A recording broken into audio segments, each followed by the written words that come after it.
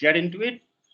Part of the lecture that I do with my MBAs and BBA student is I'm interested in, like, first I give them an overview of what is ethics, what are different ethical theories, and how is ethical decision made.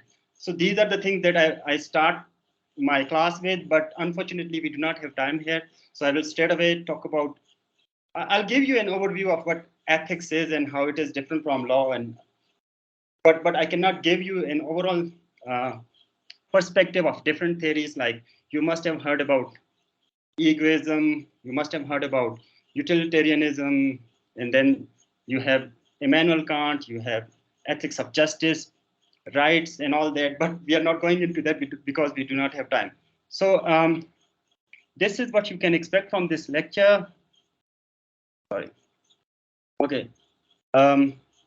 So I'll give you an introduction to what is business ethics. Then we will go into the specificities of and try to discuss the stake of consumer, right? So why consumers are very, very important to business, right?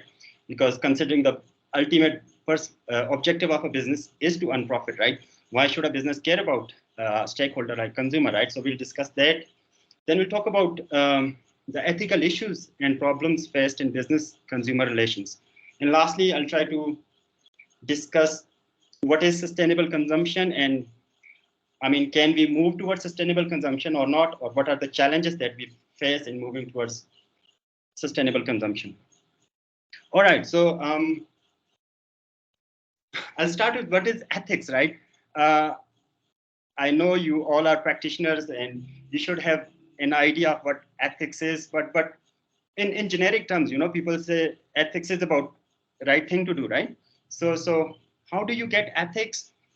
So they come from social rules that govern, and they sort of enable and limit, especially the ultimate rules concerning what is right and wrong, right? So all the social rules or your cultural expectation that result in what is right and what is wrong, right? So that right and wrong may be different in different cultural contexts, right?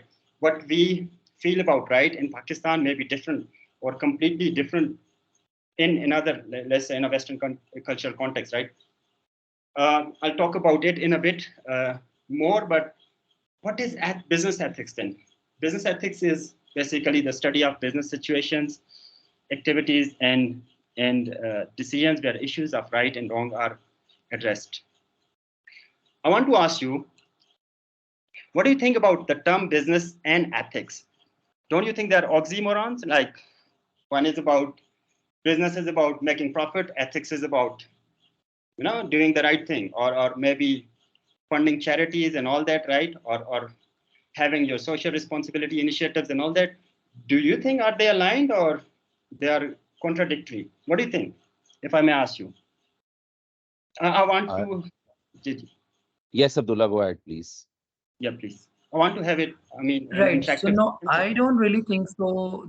I don't really think so. They're mutually exclusive in any way, because you are definitely doing business and you have to have some limits on that, right? जैसे आपने social की बात की ना, for example, so I would like to quote social norms होते हैं. For example, अब अगर आप जैसे बात करें कि ये oxymorons हैं कुछ इस तरह करके, like you can't do the business of selling some, illegal things. Like you can't do the business of, like, alcohol or beverages, kind of like that, right? So of course the ethics have to come to play. They have to limit your action. वो हर जगह पे different होते हैं. Like you can't make the business by harming some other person, कि आप कोई ऐसा, like, let's say human trafficking और इस तरह करके. So definitely if you're making money, if you're doing business, and the profit, they have to come from some, not some, ill means और इस तरह के. तो definitely business में तो I believe कि सबसे ज़्यादा ethics जो है वो important है, because उसमें main goal आपका to make profit होता है, but आपको you have to draw the line somewhere कि आपने कहाँ तक रहना है. Thank you so much, Abdullah. I think you elaborated it in a great detail, but look at the term business, which is making profit, right? Or playing to win, and ethics, doing the right thing. And considering that we live in a capitalist society, and there are pressures of maximizing efficiency and maximizing profitability, right? On the other hand, there are pressures for being socially responsible as well. But then businesses do not have resources, or at times will as well, to be socially responsible. So Ji, I would like to hear from Amna. She raised her hand. Ji, Amna, Yes, please. Amna, please go ahead. I think the business and ethics are more or less interchangeable terms because you cannot do business without having a sense of ethics in it. So, for the purpose of business is to make profit and generate profit and revenue streams, but you cannot do it illegally or in a way that is prohibited and you are not allowed to do, or you cannot earn just revenues by doing wrong. So, See, you use in the, my yep, opinion, as per my school of thought, they both are interchangeable terms. you use the term illegally, right? So you talked about law. Do you think it's the same as law, being ethical and being lawful? Are they the same thing? I Sir, think we can. ethics is somewhat different from illegal, Hmm. but yeah, practices including like if you're selling drugs or just to make a profit, and that is a business. But is it legal in your country or not?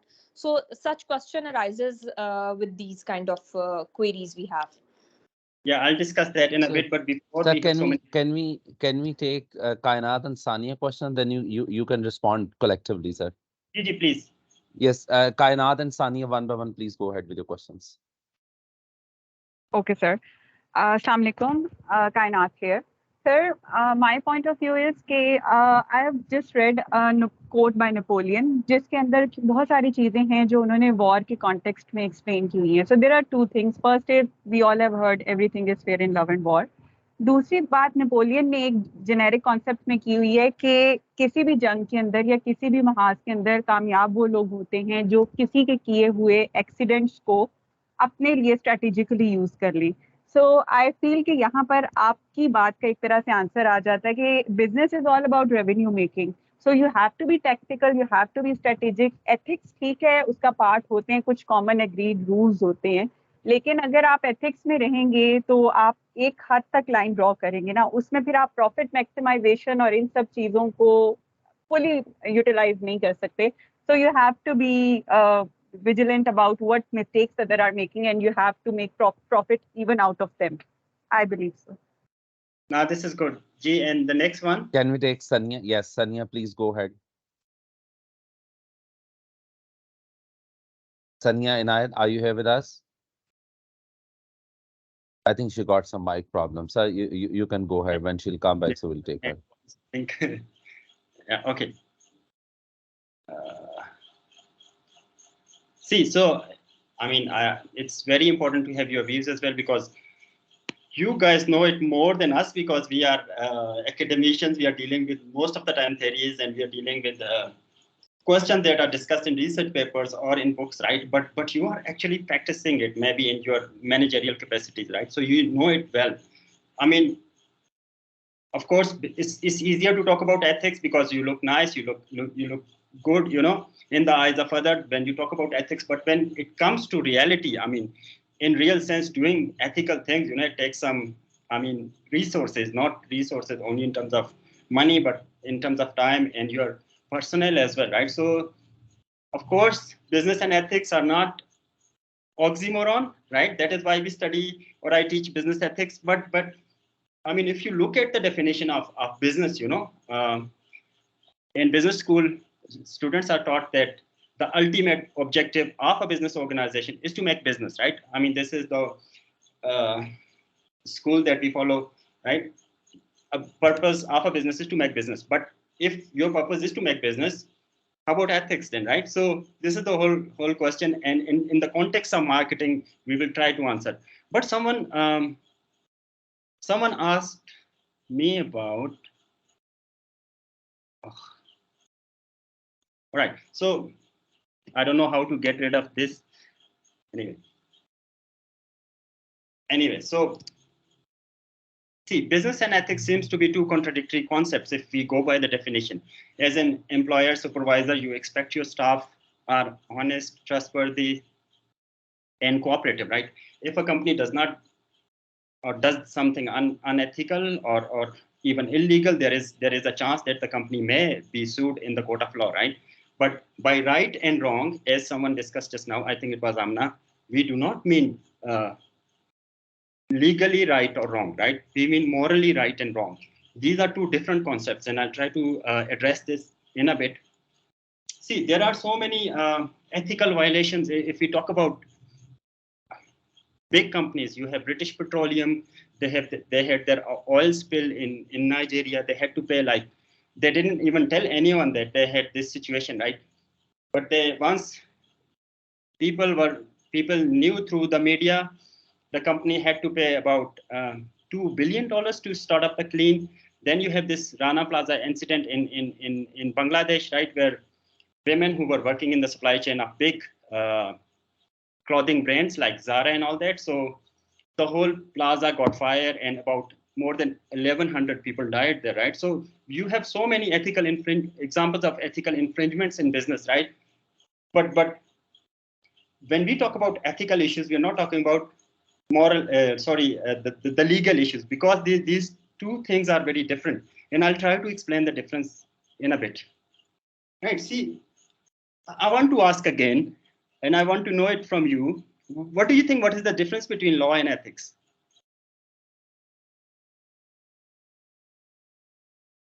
Sir, मेरे ख्याल से can I speak? Gigi, please. जी, so sir law, so जो legal और ethical जो दो terms हैं, इसकी मैं अगेन एक एग्जांपल दूंगा। जैसे फॉर एग्जांपल जो बहुत सारी चीज़ें जो लीगल होती है ना, वो डेमोग्राफिक बेसिस पे होती हैं, जियोग्राफिक बेसिस पे होती हैं, वो आपकी कल्चरल के साथ जो है ना वो करती हैं, ठीक है। अब जैसे for example selling alcohol again Pakistan में इट्स इलीगल, ठीक है, बिकॉज ऑफ वो सो मेरे रिलीजियस वो हैं ऐसा करके, लेकिन बाहर की कंट्रीज में ना तो वो इलीगल है और ना ही वो जो है ना अनएथिकल, तो खैर another वो ना मतलब डिबेट वो डिफरेंट होती है, ठीक है। बट बहुत सारी ऐसी प्रैक्टिसेस होती हैं, for example like for example lying to somebody and और चीटिंग मे बी समबडी, और इस तरह की चीजें जो कि अनएथिकल आती हैं, बट वो इलीगल नहीं है। आई मीन अब मैं अगर झूठ बोलूंगा या इफ आई चीट, तो मुझे पुलिस पकड़ने नहीं आएगी बेस्ड ऑन दैट। तो ये थोड़ा सा मतलब Ji, Abdullah, this is the example that I give to my student, like, right? I mean, this bachelor student, they understand this pretty well. So when I say, imagine you are in a relationship, right? And you cheat on your boyfriend or girlfriend. Is it ethical or unethical, right? So they say, I mean, this is the example that is quoted in the book. So they say this is unethical, Yeah. right? But is it lawful? I mean, law does not have anything to do with that, right? Or is it? So basically, gee, someone else has raised their hand, so I'll listen from you and then we'll move forward. Yes, sir. The basic difference. I agree. Okay, one by one. So the gentleman who Yes, started. Umar, we can go Umar with here. Umar Masood Yeah. first, please. Yes. So the basic difference between the legal and moral is that the legal issues are backed by law and they are enforced by the judiciary. In case of morality, there is these terms are not backed by law and they are not easily enforced by the external sovereign government. This is in my view. All right. Okay. Yeah. Ji. Amna, you can continue, please. I agree with Abdullah's example, and basically ethics are more related to your moral value of a person, कि उसकी moral values क्या हैं और वो किस तरह से एक चीज को perceive करता है, और right और wrong उसकी sense में क्या है, और आपका code of conduct company का क्या है, and in all that aspects. जबकि जो law है, that is basically a set of the rules which are defined for the whole society, not for just one person or a specific group of persons. So can't you say that morality is for more people as well? I mean, or for a society? It can be different for one person. उसकी नज़र में वो चीज़ ठीक हो सकती है. उसकी culture के हिसाब से various aspects जो हैं वो इसके अंदर इसको impact कर सकते हैं. So एक बंदे के लिए वो चीज़ ठीक हो सकती है, दूसरे के लिए वो गलत हो सकती है. So it depends. All right. So let's talk about it a bit more, right? So I would say, law sets the minimum requirement, right? So you cannot have law about everything, right? So like cheating is one thing. There are so many other things. Like if we talk about even marketing, right? So you have this persuasive sales tactics, right? There is no regulation about that. So persuasion may not be ethically wrong as well, right? But you impede in the way of a rational consumer, right? So you're trying to maybe say you're lying, right? When you're trying to convince someone. So how about that? There are no regulations, but Is it ethical, right? So if you want to distinguish between law and ethics, or the debate of law and ethics, you say that law is always the minimum requirement, right? Because you cannot have law about everything. Let's say I'm driving on this highway, which is Srinagar highway, and let's say the speed limit is 50, right? 50 kilometers per hour. And if I'm, let's say, driving at 48 or 45, right? So I am being lawful. Am I being ethical? Maybe not. But if there is a lady, old lady, I'm driving on a single lane road, maybe on in a village, right? So she cannot walk, maybe she cannot see, right? So I'm stopping and trying to help her, maybe in a cultural context, right? Maybe that will be ethical, right? So the point is, law is the minimum requirement, and ethics is going beyond that, right? So maybe over time, the question of ethicality or question of morality becomes like you have different stakeholder. You ask them. Let's say you have a school, and around the school there is a road, right? And the speed limit around that area is 50 kilometers per hour. But people realize that there are children, right there, and then there are different stakeholders. Let's say stakeholder like school, um, principal, local parents maybe, and the local community, right? They realize that the speed limit need to be minimized there. Let's say 20 kilometer per hour there, right? So if they sit together with the government official and they make this a law, then over time maybe question of ethicality becomes law, right? But you cannot have law about everything or every question of ethics. And ethics is, and there is a big gray area. When I mean there are clear things which seems ethical, there are clear things which are lawful, you can understand that, but at their intersection there is a big gray area. And making decision in within that area is called ethical decision making. Gee, someone raised their hand. I think it was you, Dr. Zayab. Geez, thank you for your time. I was of the view that I believe that there is a very narrow line between ethics and law. Sometimes it just part their ways at such a narrow way, like it becomes different, very difficult to differentiate between the two. We call it illegal, but we cannot call it unethical. And sometimes, as you get the example of driving the car at a very slow speed in a village road or in a main road, we can claim it unethical, but it's not illegal. So, how can we differentiate that sometime being ethical is more important rather than if it is legal, or you can just say that legality is important no matter if it is ethical or unethical? Thank you. See, if you look at Hitler's time, right, there was this law that you can kill all the Jews, right? Or maybe if you talk about back in the days when these Americans or Britishers, they used to have slave labor in Africa, right? And there was law that you cannot pay them even a single penny, right? That was a law, but was that ethical? You can always question the ethicality of that law, right? So I mean, I'll address those questions in a bit by giving some examples in the coming slides. But before that, I want to ensure if I'm making sense.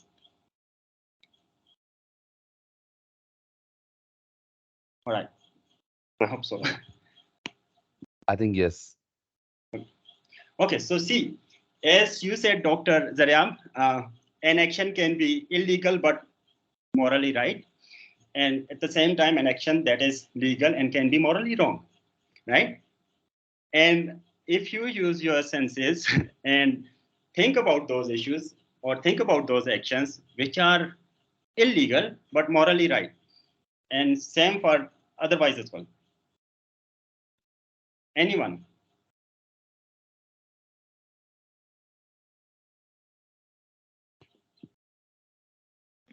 Sir, can you hear me? Gigi, please go ahead.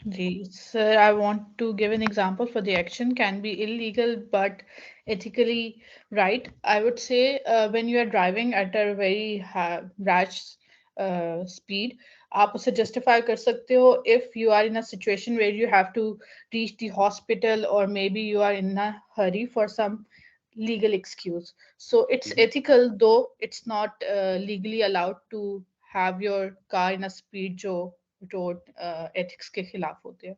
May be आप इसलिए कर रहे हो कि किसी को desperate let's say medicine की जरूरत है, and you are driving fast, right, and you are trying to save someone's life, right? Maybe in Yes, that case. exactly. So anyone else? Okay. Sir, मेरे ख्याल से I came up with this example in my mind. Mercy killing, Islamically it's illegal, ठीक है? लेकिन ethically it is wrong. For example, if you see somebody in pain, especially कुछ cancer patients होते हैं, for example, and they're like in very excruciating pain. और sometimes it is recommended कि यार वो जैसे हम दुआ कर रहे होते हैं कि चलो जी अल्लाह करे इनके लिए आसानी पैदा करे and all that. तो back then जब even battlefields में भी होता था कि बहुत ज्यादा कोई होता था तो उसको मतलब मार देते थे, मर्सी किलिंग का कॉन्सेप्ट था. बट देन एथिकली तो I think it's right because you are doing somebody a favour कि उस बेचारे की जान आप छुड़ा रहे हैं कि वो बिकॉज वो अगर वो है ना बिल्कुल वो क्या उसको कहना चाहिए ना कि उसका वो क्योरेबल ही नहीं है बिल्कुल भी. तो you put an end to his life basically. But ये legally like Islamic point of view से you can't really do that. तो वो मेरे ख्याल से this could be the example I believe. And how about an action that is legal and can be morally wrong? कौन सा वाला? How about the other one? An action that is legal and can be morally wrong. वो तो वो cheating का हो गया ना. Cheating. That is like legal, but मैं हाँ मतलब cheating या झूठ बोलना या anything that is directly with the morals, ठीक है? या even for example But हाँ cheating is anything जो कि इस तरह की. cheating, is it legal? Maybe legal. There's no law, but it does not. I mean, okay. Let's Legal as in precisely नहीं है, but you can't sue somebody के आप किसी को कोर्ट में नहीं लेके जा सकते जिसने cheat किया है. Okay. And Sir, maybe lying that can be a lying can be another example कि आप झूठ बोलो तो आपको कोई उस पे you're not held accountable for that in court or anything like that, but that is not morally right. Immanuel Kant का वैसे आपने आमना नाम सुना है या किसी और ने? Immanuel Kant, he is the biggest ethicist, right, one of the most important ethicist. So he says कि यार you should be doing right thing for the right reason, right? I mean, he's a very stringent ethicist. So let's say अगर आप lying की बात करें ना, वो कहता है कि अगर आप so you are sitting at home with your friend and बाहर से कोई बंदा गन लेके आया है, and asking for your friend, and in that case even you cannot lie. You cannot say कि I don't know, he's not sitting in there, right? He said you can maybe tell a misleading truth, but you cannot lie, right? So I mean, he says जिस तरह हम नियत की बात करते हैं इस्लाम में, he says you should be doing right thing for the right reason, right? So the right motives are very, very important, right? I mean, he's one of the most stringent ethicists. If you want to read about him, I mean, lying is one example that he gives. I want you to read this Heinz dilemma. It's very, I mean, when you are talking about the debate between ethics and law, this is one of the most read or most discussed dilemma. Please have a read and then let me know what you think about it.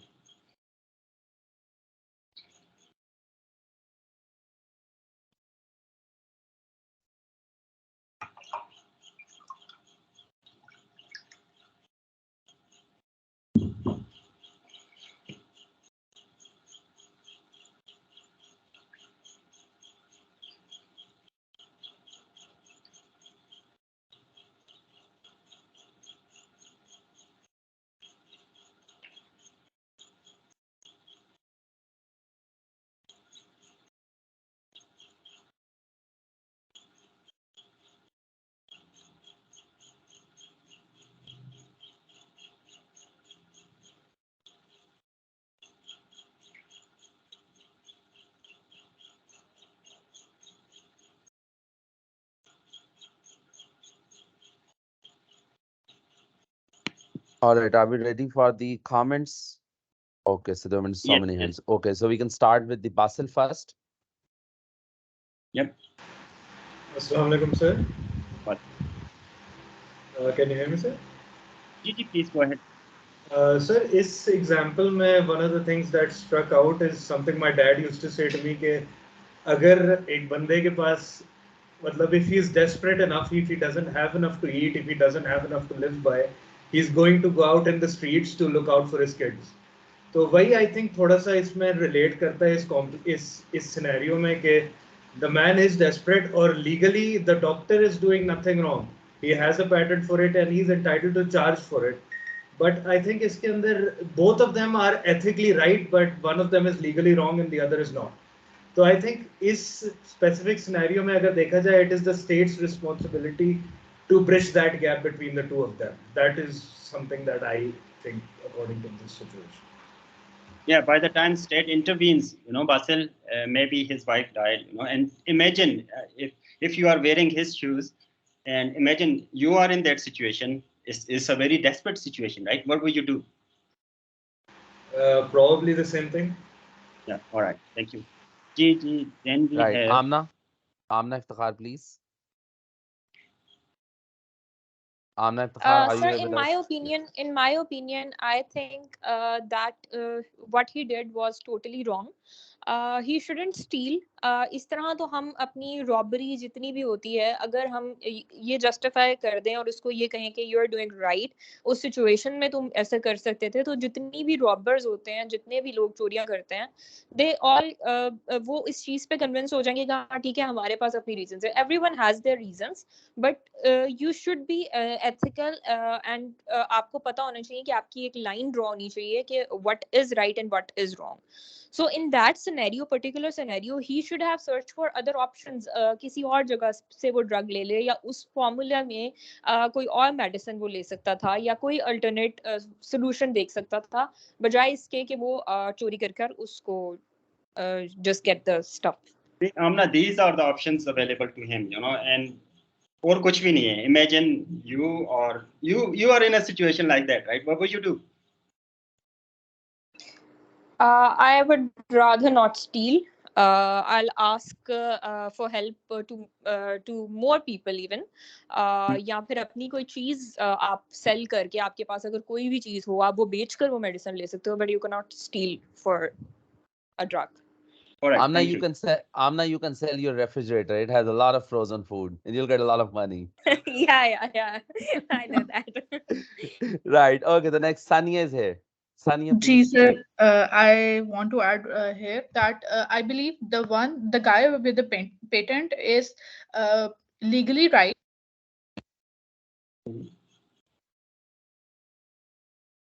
Oh, is that all you want to say? I don't know. I think maybe there's some mic problem with Sania. In the meanwhile, we can move to the next, and then we'll get back. Rafia, you can continue. Yes. Assalamu alaikum, everyone. So I just want to add that two wrongs don't make a right. And if I had been in his shoes, I would definitely not steal, because I know that in the situation, he might have been feeling very desperate and needy. But in the longer run, if you look at it, he's stealing. So it might lead to a loop of retaliation or more harmful consequences. And besides that, if I look at it from the ethical and religious perspective, so there are certain things which are in our power, and then there are others which are not. So we need to clearly understand our boundaries and our limitations as a human being, and limitations of our circumstances.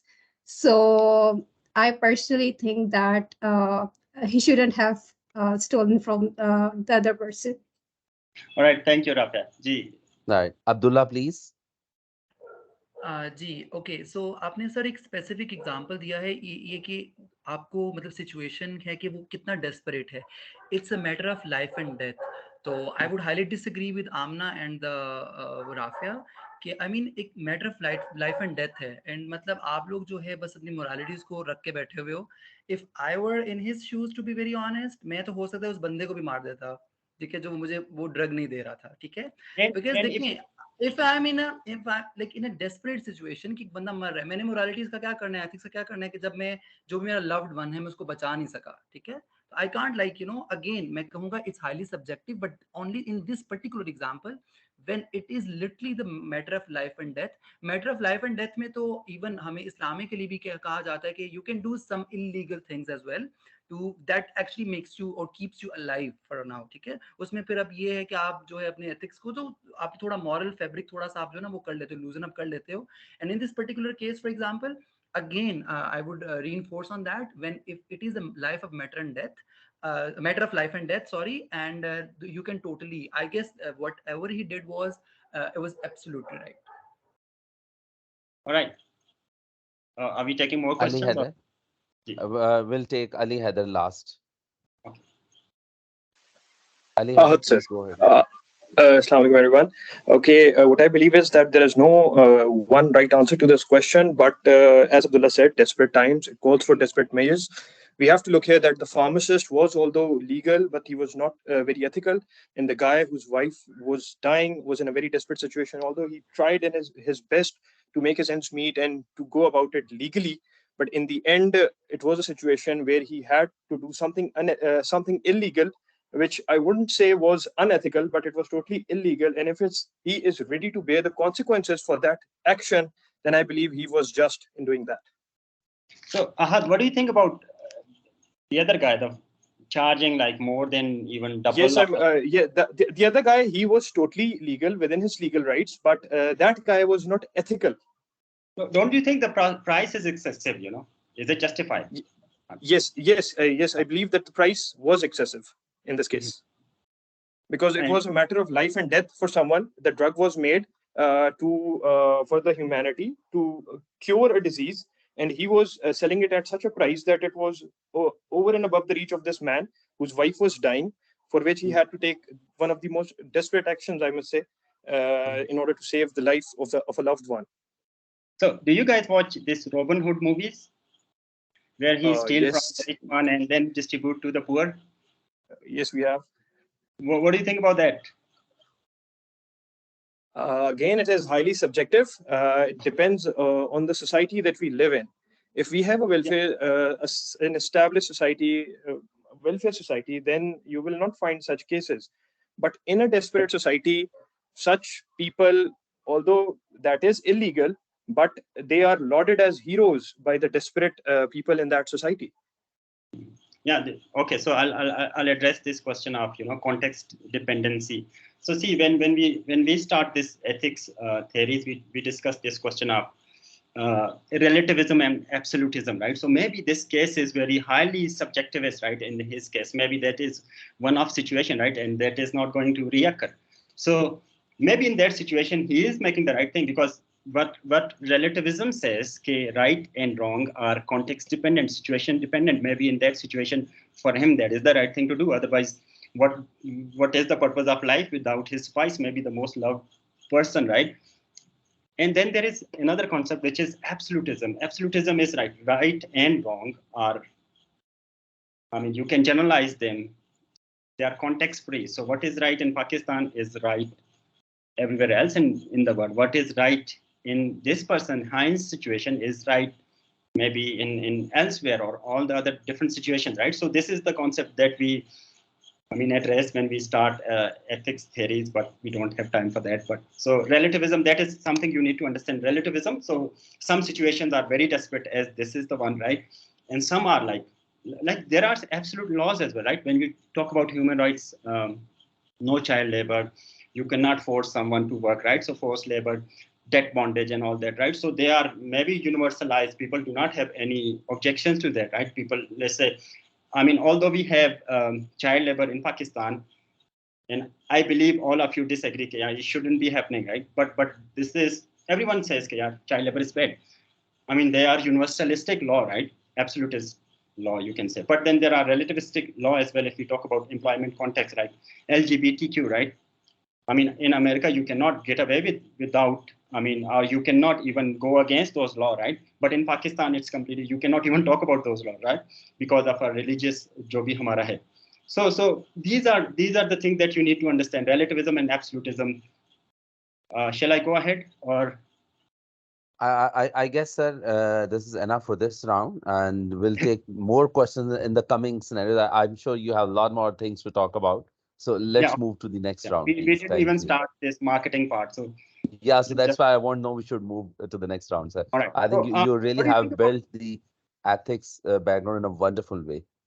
Right. So what do you think about this? This is in Pakistan. I mean, again, in Pakistani laws, do you know about this bird? This is Hobara bustard, and I heard this is in southern Punjab. So Shahzade aate hain Qatar se, they give a lot of money, and then they, I mean, this is the endangered species, right? But then still, this practice is going on. What do you think about this? Just one comment I want to hear from you, and then I'll move on. I promise, sir. Zishan, go ahead, please. Thank you, sir. Sir, personally, I am against hunting of any kind. Even my friends who even go on these hunting trips, I usually don't join them. और उसके वजह से बहुत सारे लोगों से मेरी दोस्ती भी खराब हुई, but I am not in favor of hunting these birds. But we do it, we support it because it also brings us relations with some powerful people as well as money for the nation from the Arabic people. Ji ji. And do you know in Pakistani laws this is illegal? Pakistan के law में. जी जी, हाँ. absolutely. और एक वो कौन सा जानवर है जो गिलगित में, क्या नाम है यार, मारखोर, राइट? मारखोर वो लीगल है, they give permits, right? But then if you are a member of animal welfare society, right, what would you say about that? Like उसकी सर लॉजिक वो ये देते हैं कि जो वहाँ पे लाइफ कंजर्वेशन का उनका जो डिपार्टमेंट है, वो इनको नोटिस करके रखते हैं जो मार्कोर्स होते हैं और जिनमें ओल्ड हो जाते हैं और जो किसी भी डिजीज की वजह से मरने के करीब होते हैं, वो स्पेसिफिकली उनको जियो टैग करके उनके ऊपर लाइसेंस दे के उन्हें मारने की इजाजत देते हैं, और उससे जो पैसे आते हैं उससे जो सेहतमंद मारखोर होते हैं उनकी परवरिश की जाती है बेहतर तरीके से. So they use that money to care for the goats which are in good health, और उनके लिए सैंक्चुरी बनाना और उनके लिए फैसिलिटीज. अब ये बात कितनी हद तक ट्रू है, that I cannot ascertain to know many. Even if that is true, right? I mean, this is the logic of government, right? But if you are a member of animal protection or animal welfare society, right? What would you think that you will have a completely different stance on that, right? So वो कहते हैं कि हम like Americans आ जाते हैं. Then last time everyone has a right to life. I think everyone has a right to life. That's the basic and right. Nobody can deny you that right. Exactly, and that's the basic right. वो बूढ़ा मार हो रो या जवान मार हो रो, everyone has. This is the first right, basic right, right? So I mean, government is using that logic, but then again, so I hope you understood this the distinction between law and ethics. Now I want to move towards this consumers and marketing. See. Consumers are very important stakeholders. So when I move towards the next section of my, I mean, after discussing all the introduction to business ethics, theories, ethical decision making, and how ethics are managed within an organization, next section I start with different stakeholders, right? So like shareholders are the most important stakeholders of a company because they chip in their money, right? And then employees are important stakeholders, and then we talk about stakeholders, right? Stakeholders, I mean, they are the most important because they're the lifeblood of any business, right? Because what is the ultimate objective of a business? Because they identify a problem, and which through, I mean, they try to have a product or service for that. They try to solve that problem through product or service, right? So, I mean, if you talk about employees or if you talk about shareholders, they are the inside stakeholder, right? But consumers, they are the outside stakeholder. Maybe if there is something wrong within the company, shareholder or employees who are the inside stakeholder, they would say, "Yaar, ghar ki baat hai. I mean, it's okay. I mean, we won't let it go public, right?" But consumers are, I mean, they are the outside stakeholder, right? And if there is an ethical infringement on part of consumers, right, that will be the most visible, and that will get media highlight as well, right? So this can potentially damage public relations or image of any organization, right? So businesses are best served when they deal their customer well, right, or in an ethical way. But I think you know it better than me. You are marketing students, but there are so many ethical infringements on part of consumers, right? I'll have some examples, and I think if you have more than that, you can. I'll give you some time to talk about them. So the first one, I mean, if you look at multinational drug companies, right, they are exploiting the sick and poor in developing countries by maintaining high prices for treatment for diseases such as AIDS and malaria. If we don't talk about AIDS and malaria, what do you think about COVID vaccine, right? So there was this medical emergency. Big companies like Pfizer, they took a lot of money from the government, right, to make that vaccine, but then they had profit, right? So they took money from the government, and then all the profit that came from the vaccine, they went to the pocket of the shareholders, right? And you know better than me how they treated developing countries and poor people in the developing countries, right? Second one, fast food and soft drink companies. they are blamed for targeting children with unhealthy and high sugar or lower nutrition products, right? You talk about banks and credit card companies. They put their customer at risk by offering easy credit to people already in debt. So they are already in debt, like students and all that. They give them more debt so that they are in a vicious cycle of debt, right? I mean, microfinance is an example in Pakistani context. They give loan to females in faraway areas, and females, they are not. I mean, if I think you know it better than me, that microfinancing, they have a high interest rate, right? So females are unable to pay back that rent. So in order to pay the previous um, loan, they get another loan. So they are in a vicious cycle of, or they are in a debt trap, I should call it. So fourth, mobile phone companies overcharge their customers with expensive call rates and restrictive contracts. Technologies company and schools, right? So I mean, I shouldn't be quoting the example of school because I don't like calling students as customers, but in a capitalist society that we live in, students are considered as customers, right? So schools are criticized by offering students a diet of cheap processed food rather than serving appropriately nutritional meals, right? So do you have any other examples where the companies they use these tactics against their Amna? I have an example relating to e-commerce. Recently, there was a page. I think I should not mention the name of the page, as it is a huge brand. But they treated people differently. As a part of like in my free time, I do blogging as well.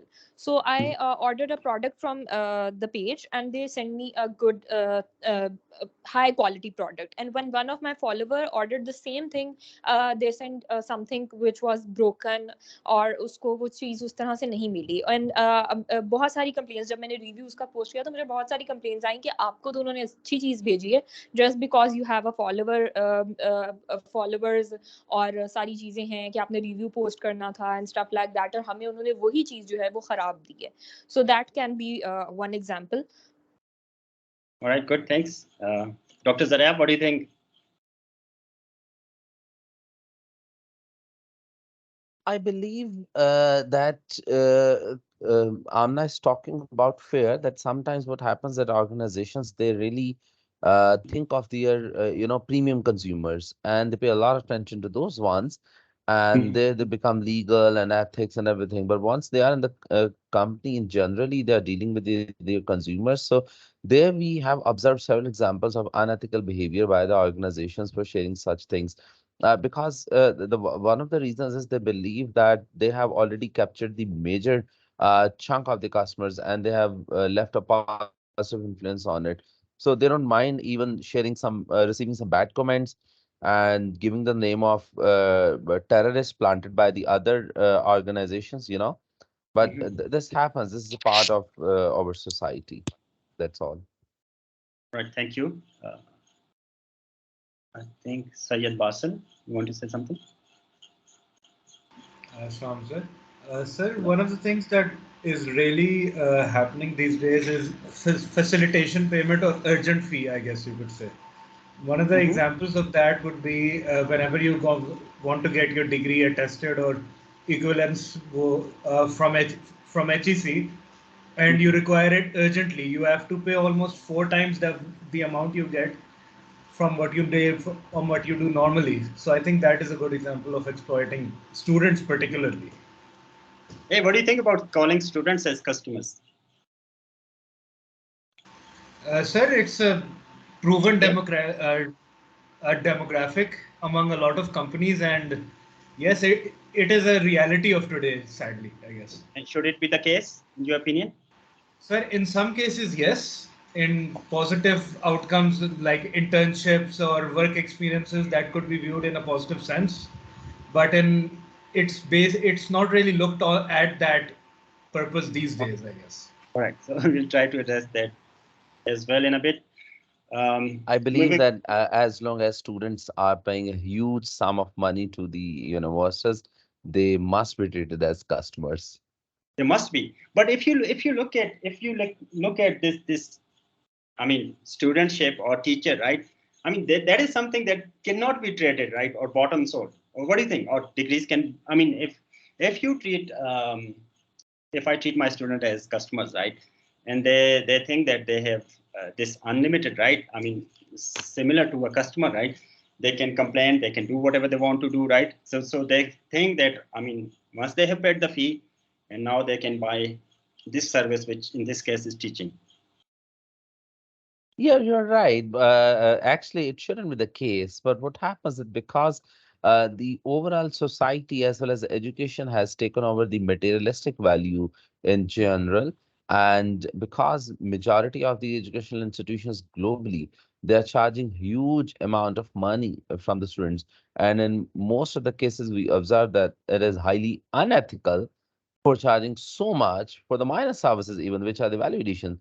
So if you are charging them for every single service a huge sum, then they must be treated in that respectful way. This is what I believe. But as long as the assessments are concerned, the transferring of knowledge is concerned, then I believe the relationship between the student and teacher would be more ethical and than that of the customer-centered approach. But as I said again, that there is a narrow escape between the two. Thank Yeah, you. but because we have this intrusion of so many, as you said rightly, because we have intrusion of brands, and we even businesses, even schools are becoming brands, universities are becoming brands, right? And it is more prevalent in private universities or private colleges and schools, right? Where, but if you look at the, I mean, every organization, they have an objective, right? So if you look at the university of an objective, their objective is not to make profit, right? I hope you would agree to me. Their objective is to let's say create knowledge or disseminate knowledge, right? But if we talk about in a traditional sense, when we're talking about business organization, right, their objective is to make business, right, or make profit. So in that sense, I was saying, yeah, maybe students shouldn't be called customer, right? Because this is not the objective of a university or a school, right? Because this is In principle, the objectives are not, but as I said, the principles of educational institutions globally have turned to a different situation. So let's take input from Kainat. He's waiting since long. Let's see what she has to say. Thank you so much sir sir actually education को भी हम education industry कहते हैं so like every other industry education industry में भी जो आपका revenue making segment है वो अनफॉर्चुनेटली स्टूडेंट्स के थ्रू ही आ रहा है और इस चीज़ को बेशक एक्सेप्ट करना मुश्किल है लेकिन if it were not the case तो हमने अक्सर ये नीड बेस्ड स्कॉलरशिप्स देखी हैं नस्ट के भी इस तरह के इनिशिएटिव्स चल रहे होते हैं सो उस केस के अंदर इट इज़ आइडेंटिफाइड कि there is a need there is a student there is a person who want to study, want to have access to knowledge. तो if it were not about making profit, तो वहाँ पर हम उसको conditional ना करते funds की raising के साथ.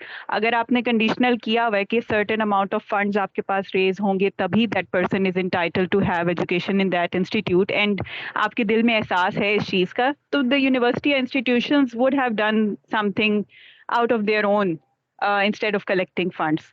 सो दिस इज़ वन थिंग दूसरी चीज़ ये है कि we have always heard from our parents के उस्ताद और जो स्टूडेंट होता है उसकी तरबियत का बहुत ज़्यादा एक उस्ताद का बहुत बड़ा रोल होता है लेकिन हमारा जिस तरह अगर सेमेस्टर सिस्टम ही देख लें everything is measured just like a job description आपके कोर्सेज की एक वैल्यू होती है आपके असाइनमेंट की एक वैल्यू होती है आपकी प्रेजेंटेशन की एक वैल्यू है इवन एथिक्स का अगर हम ये आज लेक्चर ले रहे हैं there is a value attach to it so everything is valued तो आपका जो फोकस है वो नंबर्स पे ज़्यादा चला जाता है instead of actually getting something out of the learning जो भी आप कर रहे हैं वहाँ पर thank you absolutely, Kainat. I think these are great insights.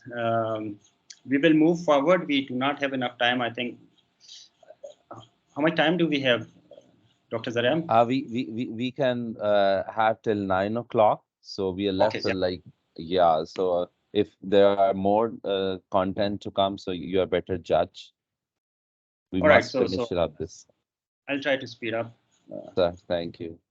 I'll go flat out on now. Okay, so see, ethical issues. When you talk about ethical issues, not only customer, you're talking about ethical issues of any stakeholders, right? So whether they are related to shareholders or employees or maybe your suppliers, right? So they come at the crossroad of rights and duties, right?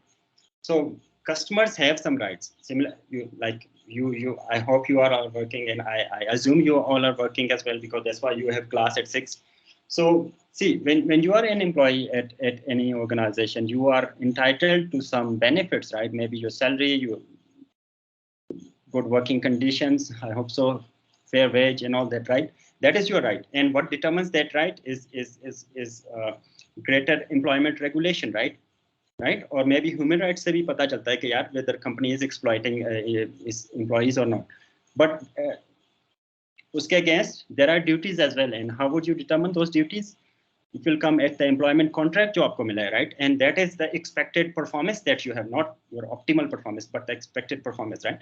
So जब एक या दूसरा ठीक नहीं होता, then you have these so many ethical issues, right? Similarly, when we talk about customers, right? Customers have some rights, and when any business they violate those rights, it leads to some ethical issues, right? But we'll see what are rights or customers' rights. So these are inalienable entitlements to fair treatments when entering into exchange with sellers, right?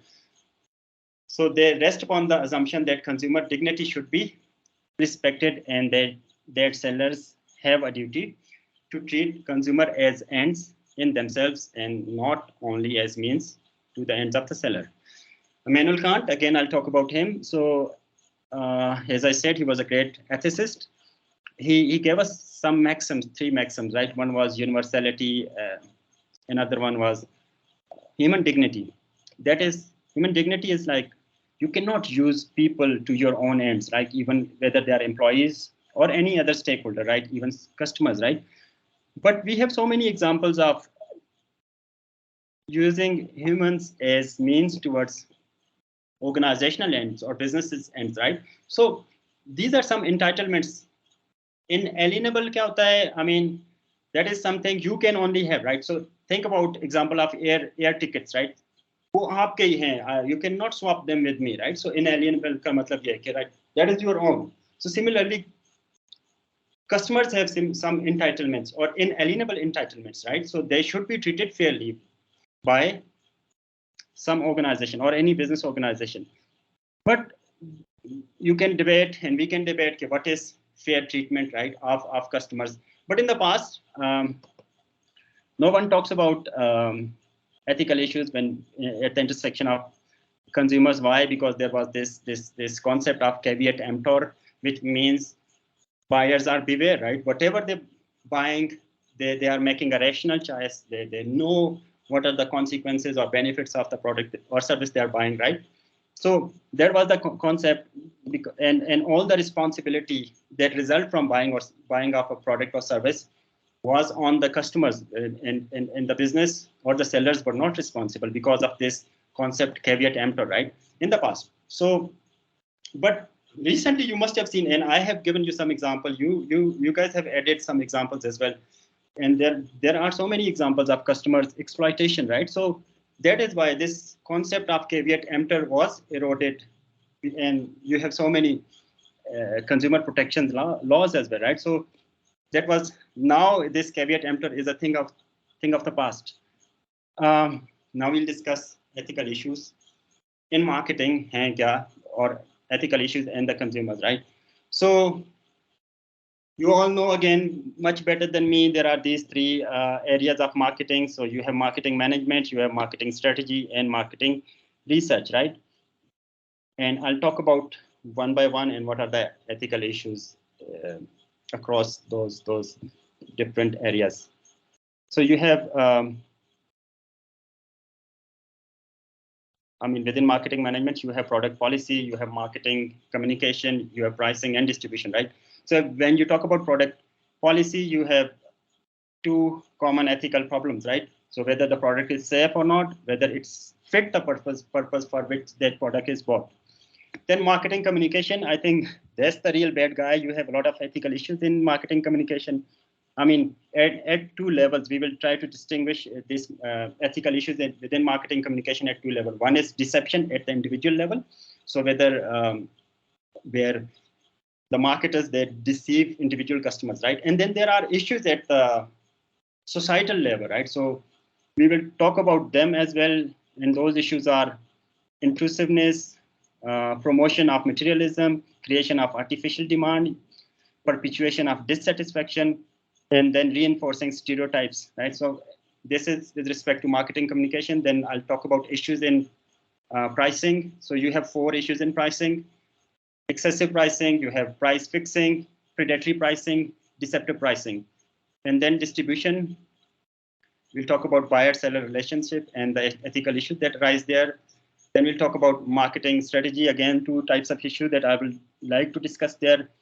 One is targeting vulnerability, and then consumer exclusion. And there are different types of exclusion that I'll discuss. And you all know in marketing research, there are some privacy issues. Companies get data from consumer and then they sell it to others. So we'll discuss that as well. Ji, sir, you want to say something?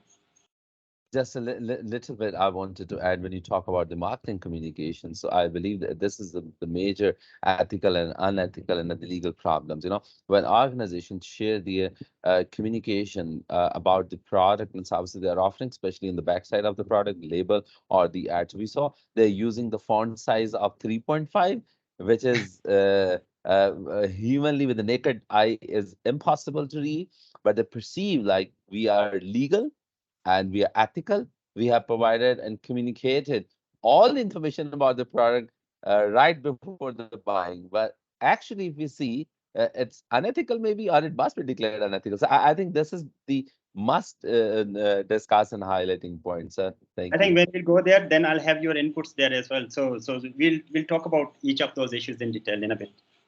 Someone else wants? Oh no, it was you only. Okay, so first thing, as I said, product policy, right, or product, when you talk about product. So at the most basic level, right, so consumers have a right to a product and service which are safe and efficacious and which fit the purpose, right, for which they are intended, right? So like, आपको cricket bat चाहिए, you just need a cricket bat, right? I mean, someone gives you a hockey stick or maybe baseball bat, right? It does not fit the purpose, right? That's the basic thing someone should know, and they should be safe as well. You know, there shouldn't be some detrimental effects on someone's maybe life or some maybe other health related consequences, right? So manufacturers ought to exercise due diligence in establishing that all reasonable steps are taken to ensure that their product is safe and it is free from all the defects, right? But this consumers, I mean, there is some responsibility on part of consumer as well. So I'm not trying to blame the marketers. Their consumers need to be need to be careful as well, right? So this right to safe product is not unlimited right. What do I mean by that? I mean, so for example, if you buy some medicine from a pharmacy, the person says you need to take like 2 tablets in a day, but you start, I mean, aapko jaldi theek hona hai, you take 4 or 5 in a day, then it can have some hazardous effects on your health, right? So you need to be careful as well. There is some responsibility on part of consumers as well, right? So in that sense, this right to safe product is not unlimited right. Then we talk about marketing communication, and I'll have your inputs. As I said, you know, there's a lot of issues arise in personal. I mean, you know it better than me. Honestly, I don't know how these things work, but you have personal selling, sales promotion, direct marketing, public relations, and other means of communicating to consumers. But I'll talk about the ethical side, right? So, you know, when you talk about marketing communication, you have criticism on marketing communication with respect to 2 aspects. One at the individual level, and the other one is at the societal level or social level. I want to talk about communication a bit more because my PhD was in corporate social responsibility communication. See, communication is very, very important aspect. There is one thing that they call, or one aspect or perspective of any sort of communication. They say communication is performative. What do they mean by it? So when you talk, when you say something, or when you write something, this talk is not mere talk, you know, it constitutes action. So That is why they say communication or talk is performative in nature, right? But there is another perspective. They say talk is cheap, right? So you can say whatever you want to say because it's convenient on the comfort of your desk. You can write whatever you want to write. You can make big claims, right? But in reality, or they don't have anything to do with reality, right? So over time, any sort of communication, I mean, I use this, I try to criticize your CSR communication, but even in marketing communication, there are so many issues, right? So at the individual level, we discuss there are misleading or deceptive practices that organizations use, right? And at the societal level, I'll talk about different issues. So first at the individual level. So basically, you all know what is the purpose of marketing communication is to inform consumers about goods or products, goods or services. See, and then marketing communication, they persuade consumers, right? But persuasion, I mean, you would argue persuasion is not wrong, but when you persuade someone in a way that you're trying to impede their rational capacity, right? Rational capacity to make independent decision. So let's say someone does not want to buy a pen and you just, try to convince them in a way that by making false claim, right? So you try to deceive them, right? So maybe you make them buy the pen, so that we're talking about those cases, right? So as it is written here, deception occurs when the ability of people to make rational consumer choices is interfered with by marketing communication that rely on false belief, right? False beliefs or false claims.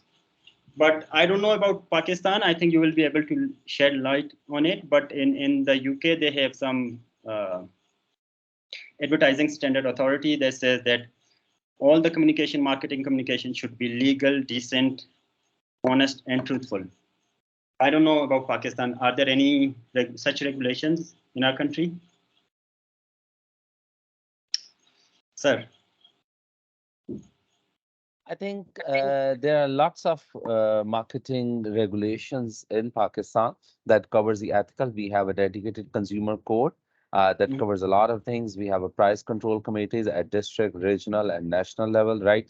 We have a food authorities who look for these different kind of food-related issues and products and look after the consumer rights. But the problem is the rule of law that we are encountering with. So people do not feel it doable or actable law to visit the different terminals or the touch points to talk about the problem they have encountered. So say, for example, you spend like $2, just like 600 rupees to buy something, and then you encounter there was a problem going through it. So there is no any institute who is readily there to look after your complaint. So you'll either have a direct fight or just dispose of product. And the second thing is that people are not fully aware about the different available platforms that they might look into it. And again, another reason is that even if you look for those platforms and you get some information, still because of the highly bureaucratic environment, a lot of things get delayed. So institutions are there, rights are there, policies are there, but the implementations and the justice system is lacking. That's really discouraged people to go to those platforms, and ultimately a campaign of disinformation just took place, and nobody knows that does it any institution exist? That's what I believe, sir. I think this is the case with all the developing countries. It's easier to make all the regulation and laws, but the ultimate question is whether they are enforced and whether they are implemented or not. You can have laws as many as you want, but whether they are enforced or not, that's the question, right? And there are so many laws with respect to discrimination as well, but enforcement is near to zero. I think same is the case with this as well.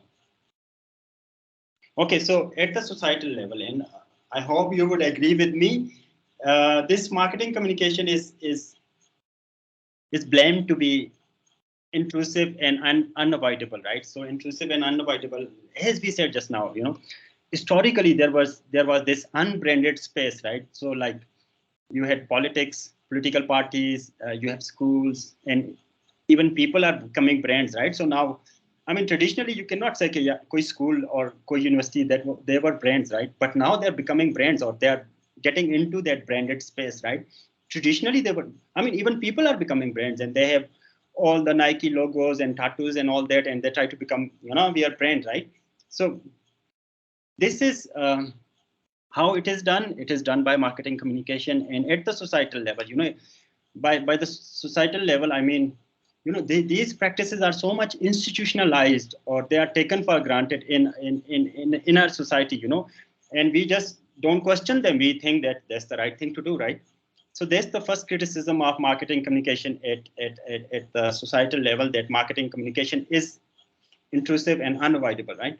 So I mean that is penetrating into all the जो traditionally branded space नहीं था उसमें भी जा रहा है. Second one is it create artificial demands, right? So advertisement may create artificial demands for social identity and differentiation through consumption, right? They say, I mean, if you want to look different, if you want to stand out, you need to buy this smartphone for smart people, right? And people tend to think at the societal level, if you don't buy this phone, you won't be, I mean, you are lagging behind, so you won't look smart. So this is another criticism at the societal level. Sir, you want to add something? Yeah, I was just of the view specifically about this creating the artificial demands or the wants by the marketer. So I believe that as a marketer by myself, that this is the core job of marketer to create certain wants and try to keep converting those wants into the needs of the people on a regular basis.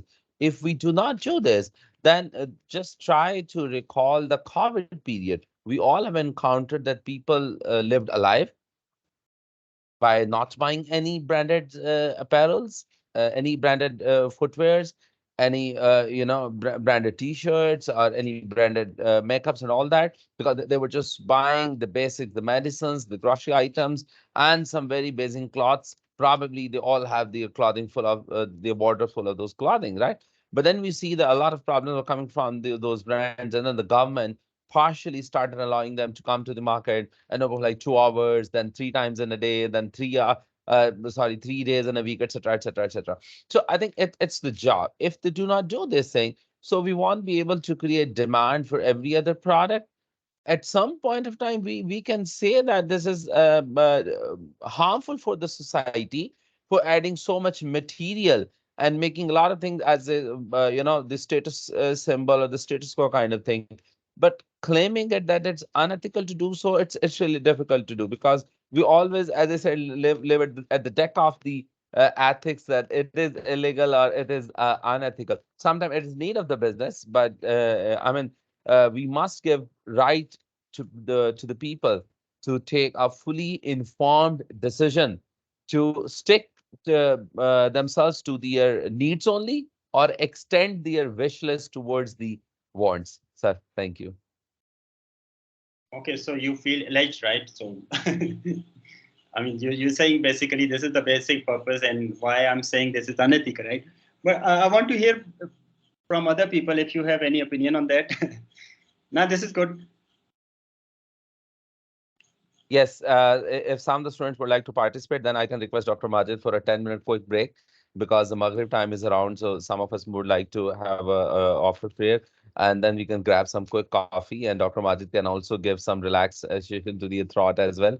So some quick questions if you have related to this topic, and then we can have a 10 minutes quick break. Yes, Amna, Amna. please. I believe I agree with sir, Dr. Zarab, because ये basic needs होती है marketers की, कि हम अपनी demand ऐसे portray करें अपने customers के सामने कि they feel that they want the product. तो अगर हम उस लेंस में देखें इसको, तो that's not something deceptive marketing या फिर एक इलीगल प्रैक्टिस और unethical practice in marketing communication. That will be just creating your demand in the potential customers, कि आप उनके अंदर वो अर्ज क्रिएट करें कि वो आपका प्रोडक्ट बाय कर सकें. See, I'm not good. Thanks for your insight. But see, when I talk about, as I said, at the societal level, they are so much institutionalized or taken for granted. They're so much embedded in us. We don't even think they're wrong, right? And we are not talking about basic necessities, right? There's what people need, right? We're talking about cases where people, let's say people do not have the capacity to buy, and they get money from here and there, and then because of the marketing communication, people tend to buy it, right? And maybe at the societal level, if they don't buy, people maybe will talk about them, right? And then they feel like ashamed of themselves, maybe. Doctor, can we take one more Agreed, question agreed. from Imran, and then Ji. you can respond it collectively. Imran, please go ahead. Sir I think deceptive marketing से हम कोई temporarily demand तो create कर सकते हैं, लेकिन for the long run हम इसको कंटिन्यू करने नहीं कर सकते। फॉर एग्जांपल हम आईफोन की बात करें, ये एक स्टैंडर्ड सिंबल तो हमारा बन गया है, लेकिन ये डिसेप्टिव मार्केटिंग की वजह से नहीं बना सर, ये अपनी क्वालिटी और अपनी प्रोडक्ट की वजह से बना है, और उन्होंने अपनी नीड क्रिएट की है अमंग द सोसाइटी। तो ये मेरे ख्याल में कि ये डिसेप्टिव मार्केटिंग जो है वो थोड़े अरसे तक तो कम्युनिकेशन, डिसेप्टिव कम्युनिकेशन थोड़े अरसे तक तो चल सकती है, लेकिन फॉर द लॉन्ग रन हमें अपनी प्रोडक्ट्स को और अपनी मार्केटिंग को इस लिहाज से ऑल्टर करना पड़ेगा कि वो कस्टमर की नीड्स को फुलफिल कर सके sir. All right, thank you. Thank you very much, Imran. See, basically, we're not addressing this question of deceptive marketing. That is at the individual level, right? So we are talking about this question of marketing communication at the societal level, right? Societal level, they become a part of ourselves, right? And we're not talking about, I mean, this is the purpose of marketing. You have a new product, maybe you need to have those marketing channels through which you can tell your customers that this is a product you need to buy. But we're talking about those cases where individuals are lagging behind, maybe they do not have the ability to buy a product, but it becomes, I mean, institutionalized, right? You have to do it. There is no other way around it. Sir.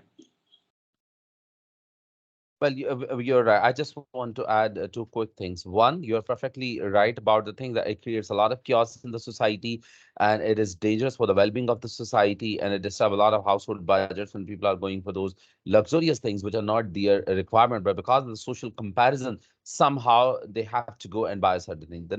The second thing is, I just would like to recall a recent ad to all the class even that in the last winter we have watched an ad by the Walls, right?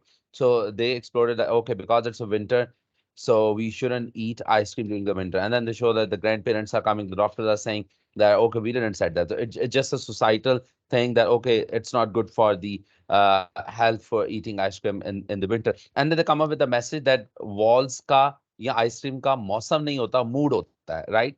So that creates a problem about so many households, especially when it comes to the kids, that okay, because the TV is telling her that it has nothing to do with the weather. But a lot of moms they have a belief on their traditional knowledge that okay, this creates a problem for the kids. They might encounter with the flu and all those. But because of the marketing communication, they are bound to buy those things for their kid. It's not illegal. It's not unethical, but it is something in between harmful for the society. Sir, thank you. Yeah, it is within that gray area, right? So, and it is creating problems for maybe parents, right, and the children. All right, we'll, as you said, I'll take 2 more minutes and then we'll go for break. So, yeah, please, so we can have a quick break, sir. Thank you. So, if you need to pray, we can stop here and then, or shall I finish this? I think it's already 7:35 on the dial, so the Maghrib time is already short, so we can have a quick 10 minutes break, sir, with your permission. Sure. So students can Sure. offer the prayer and can grab a cup of coffee. So you'll also relax and can have a quick coffee as well. So we'll start at Sure. 10 minutes, right? Thank you. Oh, I'll okay, see you in a everyone, just put your mics on the mute and stay in the meeting, and then we'll rejoin after 10 minutes, please.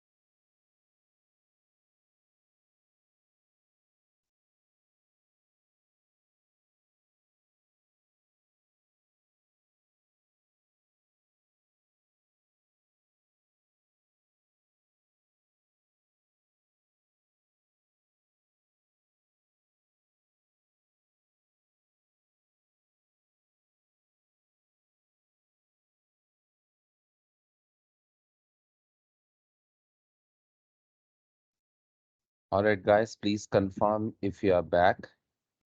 Thank you.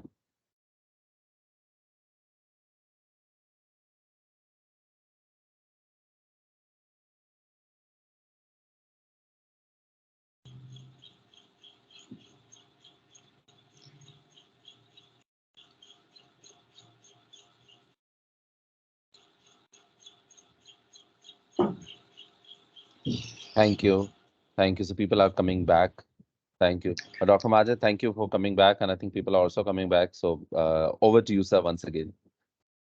All right, so thank you so much. Hello once again.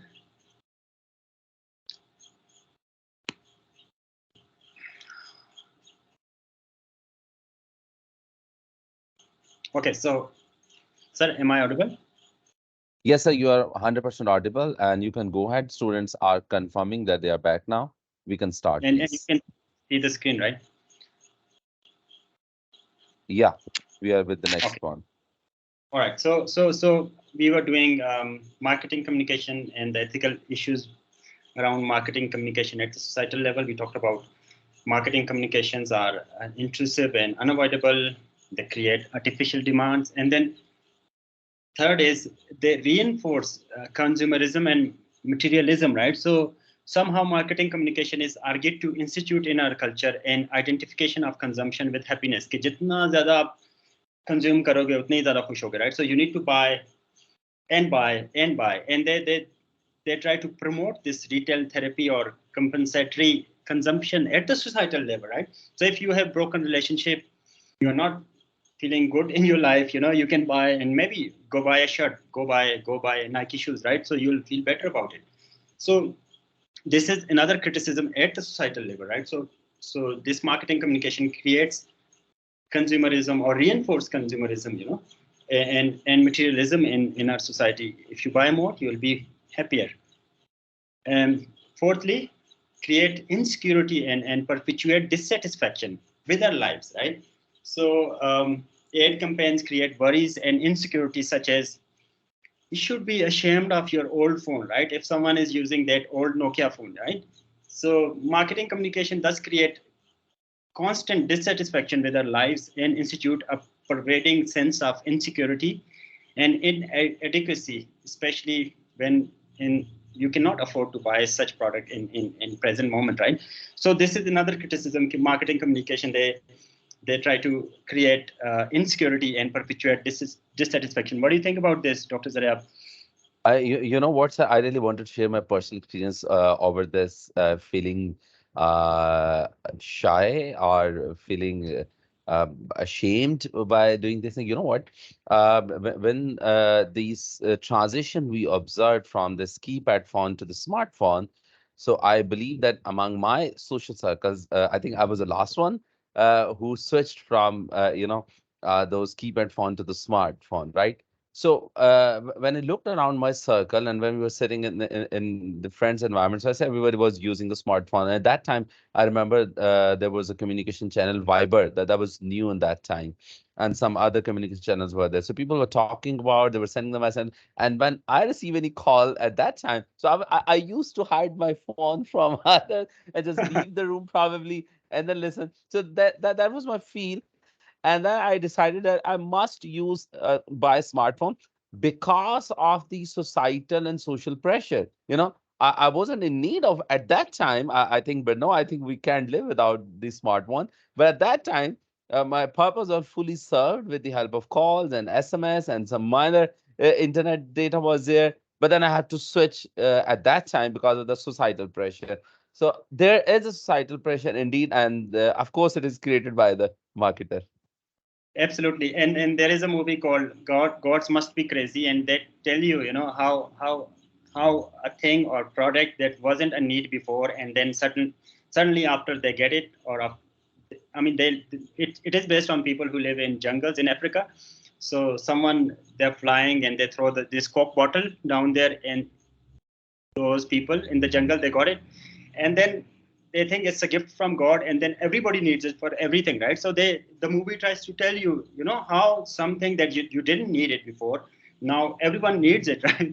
So this is, I mean, it's a very good movie, and I thank you for your thoughts. I think I mean, it's quite helpful if you give examples, and I'll take the theory part. So last one is perpetuates social stereotypes, right? I mean, so you see with those marketing communication, they spread socially undesirable stereotypes of certain category of person and lifestyle, such as happiness is only possible if you have a perfect body shape, right? And they show those perfect body shapes on their ads, right? So, for example, on Instagram as well, for perfect body shape, if you want to live a good life, this is the body you need to have, right? What about other people who don't want to have this, or who do not have this will, or who cannot go to the gym, right? Or they also perpetuate objectification of women in ads as well, right? So this is another criticism at the societal level of marketing communication. So any questions? We are done with this. And this is a criticism now that I didn't create. This is criticism that is there. You would know it for decades, right? Any question that you have before we go forward? No, sir. All right. Pricing is another aspect. Someone wants to say something? Ji, Sayyid Tariq Saab. Sir basically question ये है कि जब आप इस तरीके से marketing वगैरह करते हैं तो अब ये फेयर एंड लवली को चेंज करके ग्लो एंड लवली कर दिया, या जितनी भी मॉडल्स हैं उनके वेट के ऊपर कॉन्शियस होके उनको उस तरीके से हैंडल किया है, तो इस कम्युनिकेशन को हैंडल करने के लिए डिफरेंट टेक्निक्स तो अब यूज़ की जा रही हैं, तो basically more and more unethical होता जा रहा है और इसके ऊपर लोग कंसर्न है। अब इन चीज़ों को आप इस तरह लाइटली नहीं ले सकते। Gee, absolutely. I mean, but it depends where do you live, right? Maybe we are far away from it, so maybe it will take us a lot of time. But जो fair lovely की आप बात करें, that was pressure from maybe Western societies, and we didn't have any pressure because this is instituted in our culture. कि यार, you know, this Gora complex is the only complex through which you look beautiful, right? I mean, beauty is associated with this Gora complex, and that has to do with our colonized history, right? So this is where it came from, but they changed the name not because of us. There were pressures, international pressures on that company, right? That's why they changed it. But I think you are absolutely right. It will take some time to reach there because this is coming from public awareness, right? And there are some civil society organizations as well, and regulators, as you said, they put pressures on companies to be as ethical in their communication as they could, but of course we are far away from it at the moment. So pricing is, shall I go ahead, sir? Ji, sir. Yes, sir. Just one more example came to my mind. I thought of worth sharing with the students also. There's one famous, the world only virtual influencer at the time. Right now, we have Lil Maquila, right? Lil Maquila is the American virtual influencer that is created by a company. She doesn't exist. She's not a human. She's created by artificial intelligence, right? And she is also a very classic example of having ethical issues in the society related to body shaming and other things. Because what they try to do, they try to present Maquila as a middle income group influencer, and then they put some, marks on her face to claim that she is not fair, she is not white, and she don't have a clean, smooth skin, and then they try to show so many other aspects of the life of Maquila so that everyone can try to relate that Maquila is their real friend. So that is also one of the biggest examples that how societies are moving away from this body shaming and this fairness complex and other things, and they're trying to make it unethical to think of these kind of things. Sir, thank you. Thank you, sir. Okay, so the next one is pricing, right? So pricing is, is central to the notion of a fair exchange between two parties, right? Two parties, but in this case, is buyer and seller, right? And the right to a fair price.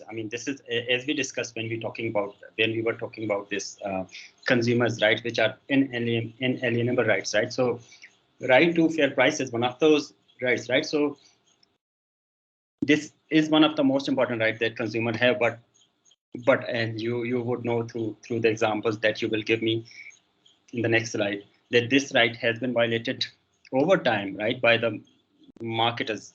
So the concept of fair price should be the result of a mutual agreement by the buyer and seller under competitive market condition, right? So in a capitalist society, they use this term that um markets, all information is available in the markets. They call it efficient market hypothesis, right? So and then there is this invisible hand of the market. So that means like if I need coffee, there are two shops, shop A and shop B. If I go to shop A, I didn't like the coffee, I move to the next one, right? So I'll be happy, let's say, with shop B or C, right? So eventually, in those competitive conditions, eventually as a customer, I'll end up a happier customer. I got what I wanted. Similarly, the shop A or the coffee seller will get another customer, right, who will like their coffee. So in competitive condition, but always markets are not always this efficient, right? Because there can be some prevailing market conditions such as monopoly, or consumers are unable to leave the market, such as a special medicine in like you had this COVID time, right? So let's say Pfizer came up with it, right? So they had the monopoly on it, right? So no competitive situation in that case, in the case of like we had in coffee example, right? So there can be some prevailing market condition, and companies can have monopoly over some product, right? So in that case, they can charge the price they want to charge, right? So I want to talk about four types of pricing issues in when we talk about pricing or ethical issues in pricing. So the first one is excessive pricing. So the fair price of good and service has exceeded. This can be reference to with reference to the relative cost of the producer or the price charged to the consumers, right? So some products have some excessive price. Dr. Zaria, you'll be able to give an example for this. So any product that has excessive pricing. Yeah, I can think of some examples, but how Tanya, about let's have the students' input. Sir I think Tanya, please. जो आजकल cars की जो prices चल रही हैं जैसे Toyota Suzuki और ये सब ने अपने एक वो बना लिया, होंडा ने एक मोनोपोली बना लिया, प्राइस फिक्स कर दिया, इतनी बार रेस कर दिया, तो that is a good example of कि प्राइस फिक्सिंग और एक्सेसिव प्राइसिंग कार्स की there's the next one, right? So I'm talking about excessive pricing. Sir मेरे ख्याल में जो नाइकी ब्रांड है सर, अगर उसकी आप कॉस्ट ऑफ मैन्युफैक्चरिंग वगैरह देखें वो बहुत लो होगी as compare to what they are selling, खाली ब्रांड नेम की वजह से। Maybe this is a good example कि आप बहुत ज़्यादा एक्सेसिवली चार्ज कर रहे हैं just because you enjoy a good name as a brand. Absolutely, and if you look at it, they are getting products from, let's say, Faisalabad में किसी Masood textile mill से, right? And they are getting it for maybe $1 or $2. And if you go to their outlet, they're selling it for more than $50, right? So they charge excessive price. That's a very good example. Thank you. Then price fixing is another issue, right? So when two Abdullah, competitors, please go ahead. Gigi. Sorry, I thought you haven't started. No, go ahead, please. Yeah. Right, No, Abdullah, मेरी please. वही example थी basically जो तारिक साहब ने खैर पहले ही दे the brand की ना, तो खैर नाइकी तो इतना नहीं है because it's sports brand, but I would like to quote some luxury brand basically ना, उनको usually nobody can ask them. For example I would specifically mention जो अर्मेस के बैग्स होते हैं, they like they would cost you around $10,000 and वो उनकी minimum cost होती है, फिर वहां से वो फिर जब उनकी वो रीसेलिंग है वो उससे ज़्यादा हाई होती है। Nobody can question them actually कि वो इतने ज़्यादा हाई क्यों है। It's simple the leather bag actually उसकी कॉस्ट इतनी, नाइकी के फिर थोड़ा बहुत जस्टिफाइबल हो सकता है उसकी footwear technology and all that, but these specific luxury brands so they can sell it for like for even millions just because किसी celebrity ने पहना हुआ है। for example कोई कार्डेशियन पहन के आ गई है तो वो बाद में जी वो $1 million का वो बिकेगा, and this makes no sense like but people buy it anyways. Gigi, and you Right. have Gucci and Louis Vuitton, and I think ji they ji are बिल्कुल, similar. जितने भी हैं Fendi, Versace, you just name any. So many people are Kainat, raising. Kainat, please go ahead. Sir on the same line recently एक brand launch हुआ है शाहरुख खान सन ही launch this brand DJ बोल के नाम से है और उन्होंने अपनी लाइन जो लॉन्च की है उसमें सिंपल टी शर्ट्स हैं and the prices start from 20 to 25,000 Indian rupee और ये किसी भी ब्राइडल अपैरल के या फिर कोई फैंसी जो आपके कैजुअल ड्रेसेस होते हैं उस लाइन के कंपैरेटिव एक प्राइसिंग स्ट्रेटजी है. So when people started questioning it, so they came up with the response that okay, this is a collector series, and this is only for those people who would like to have collection of the first pieces. So ये भी marketing को use करने का I think it's an interesting way of maybe selling beyond the actual prices of the product. I think it's Shah Rukh Khan's signature brand and signature volume that you must buy on a relatively higher prices. I just want to thanks everyone for your Exactly. questions. And I just have one question, Dr. Majid, that Ji. as we're talking about the excess pricing, so do we have any ethics and law existing for talking about charging the consumers in a fair way? Generally, we talk about, yeah, there should be, but is there any ethical concerns that covers this thing that what percentage should be ethical and unethical? Because I believe that the person who has produced, developed, manufactured, innovated or discovered a product, whatever we can say, he or she has the every right to charge whatever he or she thinks that the product worth it. So I don't think that how we can bring it under the umbrella of ethical concerns, sir. So when you talk about ethics and pricing, you need to look at the cost of let's say you're talking about a product, right? So how much cost did you incur in producing that product, right? So maybe all the labor, whatever, plus a fair, let's say a fair profit that you want to generate, right? But in cases where you have a specific, like in the case of Heinz dilemma that we discussed, right? So he was charging, like, because he developed this medicine, so he was charging way more than he should be charging, and that was like, let's say it was 400 times more than the cost of the price, right? So in those cases, you can say, I mean, as you said, are there any regulations? I don't know, to be honest, but maybe this consumer protection laws, they talk about this issue of pricing, right? So but whatever you charge, it should be a fair profit, right? It shouldn't be I mean, you cannot get all the profit from a single customer, right?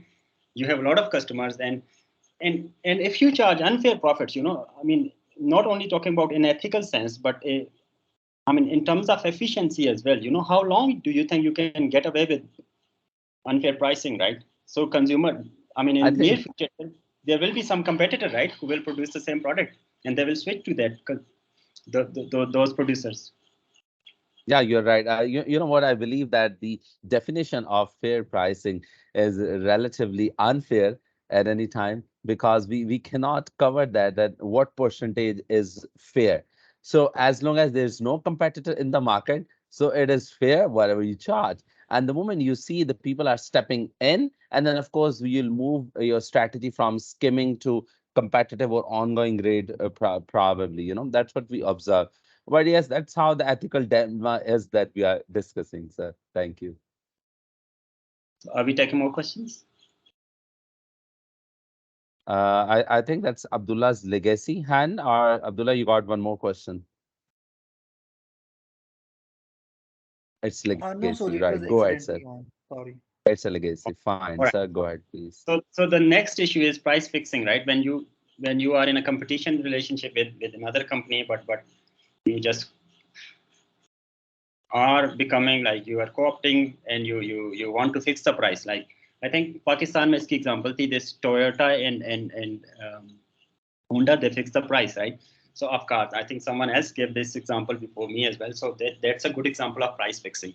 And third one is predatory pricing, right? So when you are a big company and you fix the price, or you charge the price which is much below the market rate, right? Why would a company do that?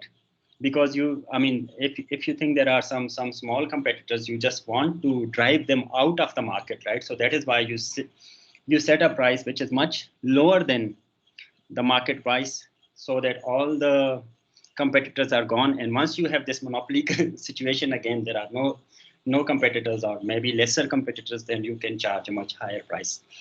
And fourth one is deceptive pricing, like occurs when firms price in such a way that the true cost of to consumers is deliberately obscured. Like जिस तरह आप I mean flight tickets में भी you have a specific when you look at the ticket price, they say, let's say 150K, right? But when you are actually paying, you are in the final step, they just, I mean, there are some small terms and condition which they didn't mention in relatively readable fonts, right? And then eventually when you are paying this a complete different thing. So this is deceptive pricing. If someone wants to add or any questions.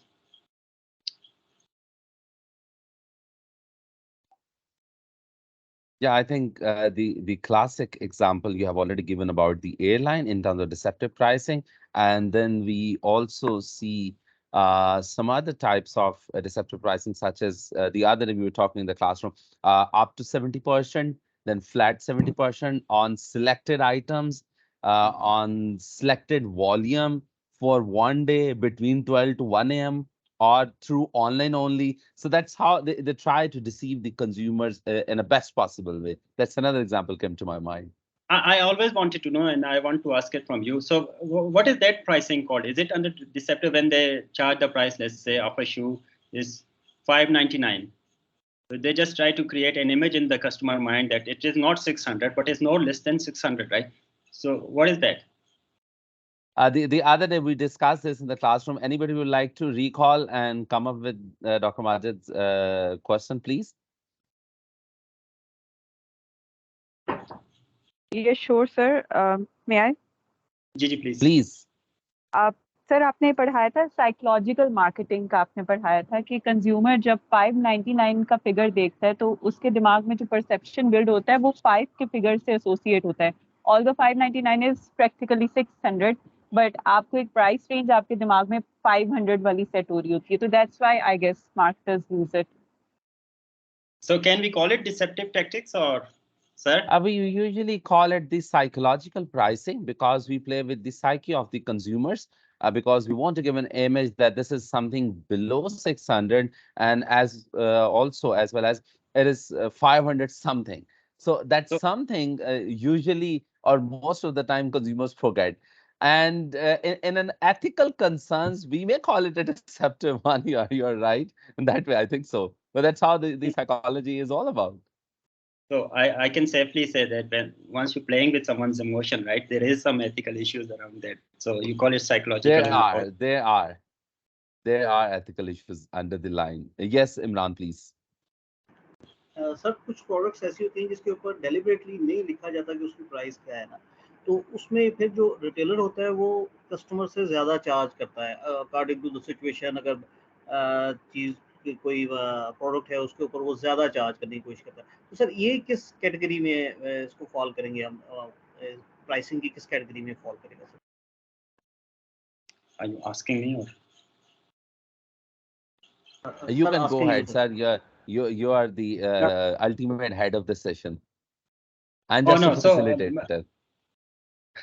I don't know. You can disagree with me, but I would consider, because I'm not from marketing background. Personally, I have this management background, so I would consider it excessive pricing. But I don't know if I'm right or wrong. Dr. Zaria would safely answer this. I just would like to add into such situations that when there are no price tags are mentioned on the packaging, the bottles or anything is labeled, is usually to benefit the retailers, not to the consumers, right? Because there's sometimes the organization, they want to give benefit to the consumer, so they'll place on it, they'll put a label on it. And sometimes they don't want to give that right to the consumer to decide on it. So there are certain type of products we experience, those are produced or manufactured without mentioning the price tags. And the reason underlying is sometimes because those products are highly linked with the imported raw material, and the price keep changing off and on, and the printing takes place sometimes several months before. So for certain type of products, the government, the local government of any country, they give certain provisions to the producers or sellers in any situation, not to mention the prices, because they are synced with certain uncertain criterias at that time of point. So that's how sometimes it's not the case that they don't put on it. And yes, as the when see the products are getting shot in the market, and we'll always see that the sellers, especially the retailers, are taking benefit out of it. Again, it's an ethical dilemma that we experience. Okay, shall I go ahead? Yes, sir. I think there are no more questions with this session, sir. Please. Okay. So the next one is distribution, right? So it's relatively simpler. So it's concerned with the relationship between manufacturers, firms in the market, right? So where raw material is extracted, how it is manufactured, company, and then the final consumer, right?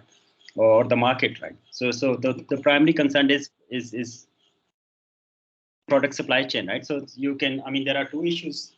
One is slotting fee, and the other one is when you force someone not to sell it to another one. So like when you manufacture something and you ask someone to put it on slot, and the retailer is asking or demanding slotting fee from you, right? So some people don't call it an ethical issue, but I mean, if you add slotting fee to it, then that will, I mean, lead towards the cost, I mean, an additional cost to the product, and the customer will have to pay for that, right? So slotting fee is one thing, and then the second one is retailers demand manufacturers not to supply products to their competitors, right? So if you are one retailer, there are other retailers as well, and you are forcing the supplier or the manufacturers not to sell to another one, right? So this is another ethical issue that people are forcing someone not to, because it goes against the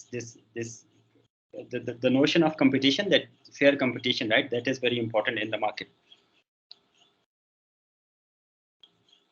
Sir, you Right. want, Can I add something, sir? please, sir, please. Right. It's a wonderful example you have given that it's a great ethical concerns when we try to bound someone not to distribute or share the products with the competitors. But on the other side, we call it the exclusive delivery rights or exclusive manufacturing rights. So when we are paying additional extra money to the producer or to the distributor or to the seller, whatever we can say, so then usually we try to bound them to get or to buy those exclusive rights. The reason is because we want to make sure that we are unique in the market and we are the only distributor of the market so that we can get the maximum share.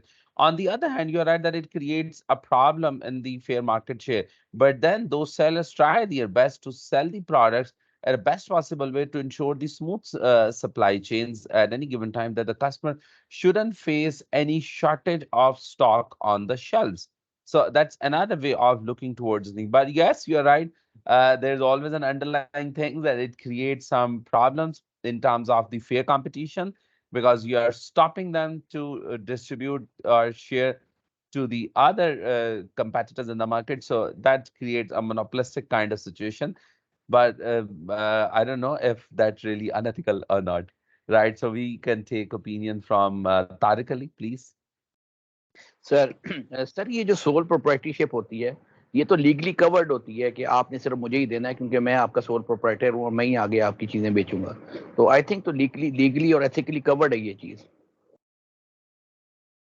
No, sole proprietorship is something else, right? When you are the sole owner of a company, that is something different, and we are talking about something different here. No, sir.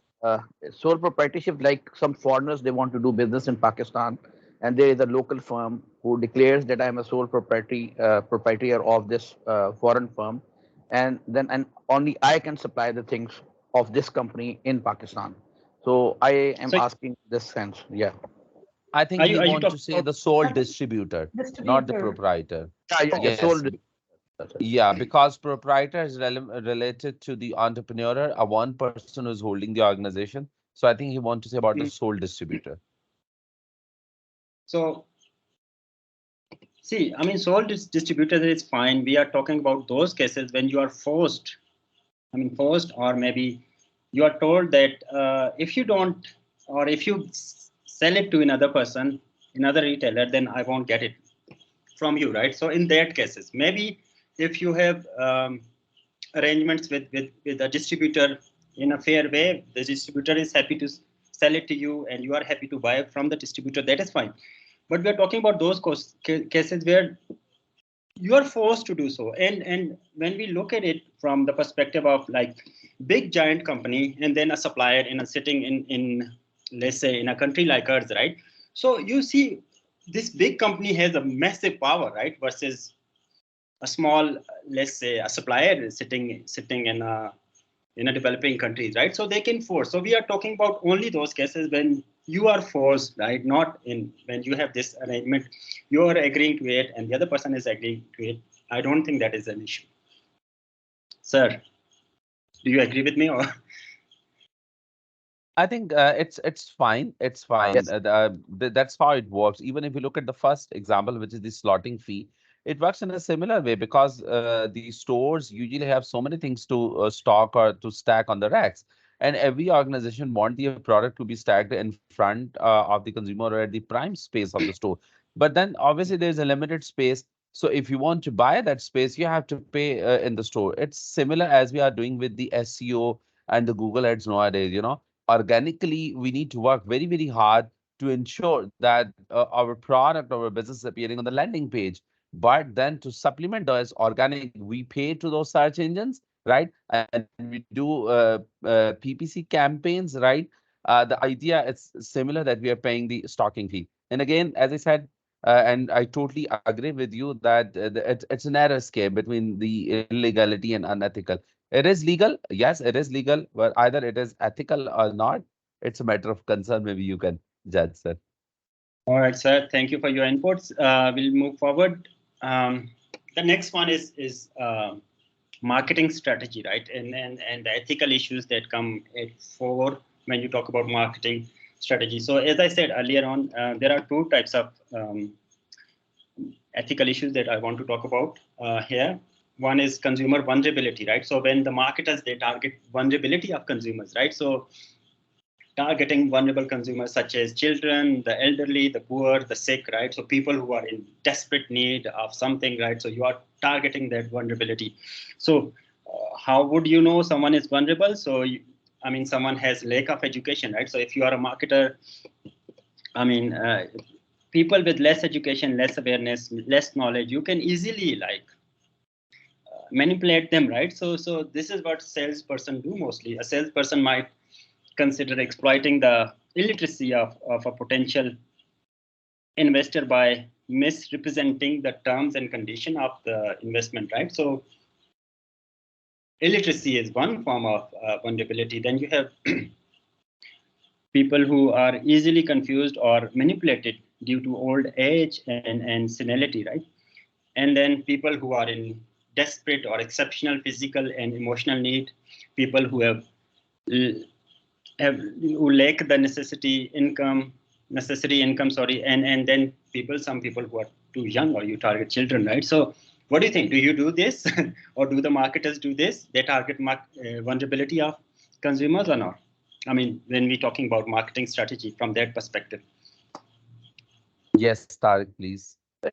Is this same thing, sir, in a major store where we have stocks for all the adult people, and you deliberately put children stuff there so that when the parents go there with their children, if they are not willing to buy something for themselves, they will definitely buy for their children. So is this thing comes under this? You are playing with the psyche and the psychology, because the children, they will then they are with the parents and they will force you to buy the children's things at least. So in the major adult store, you will always find toys and other things lying with them. Right. Dr. Thank you. Majid, can we add two more questions so you can Yes, sir. answer it collectively? Amna, please go ahead.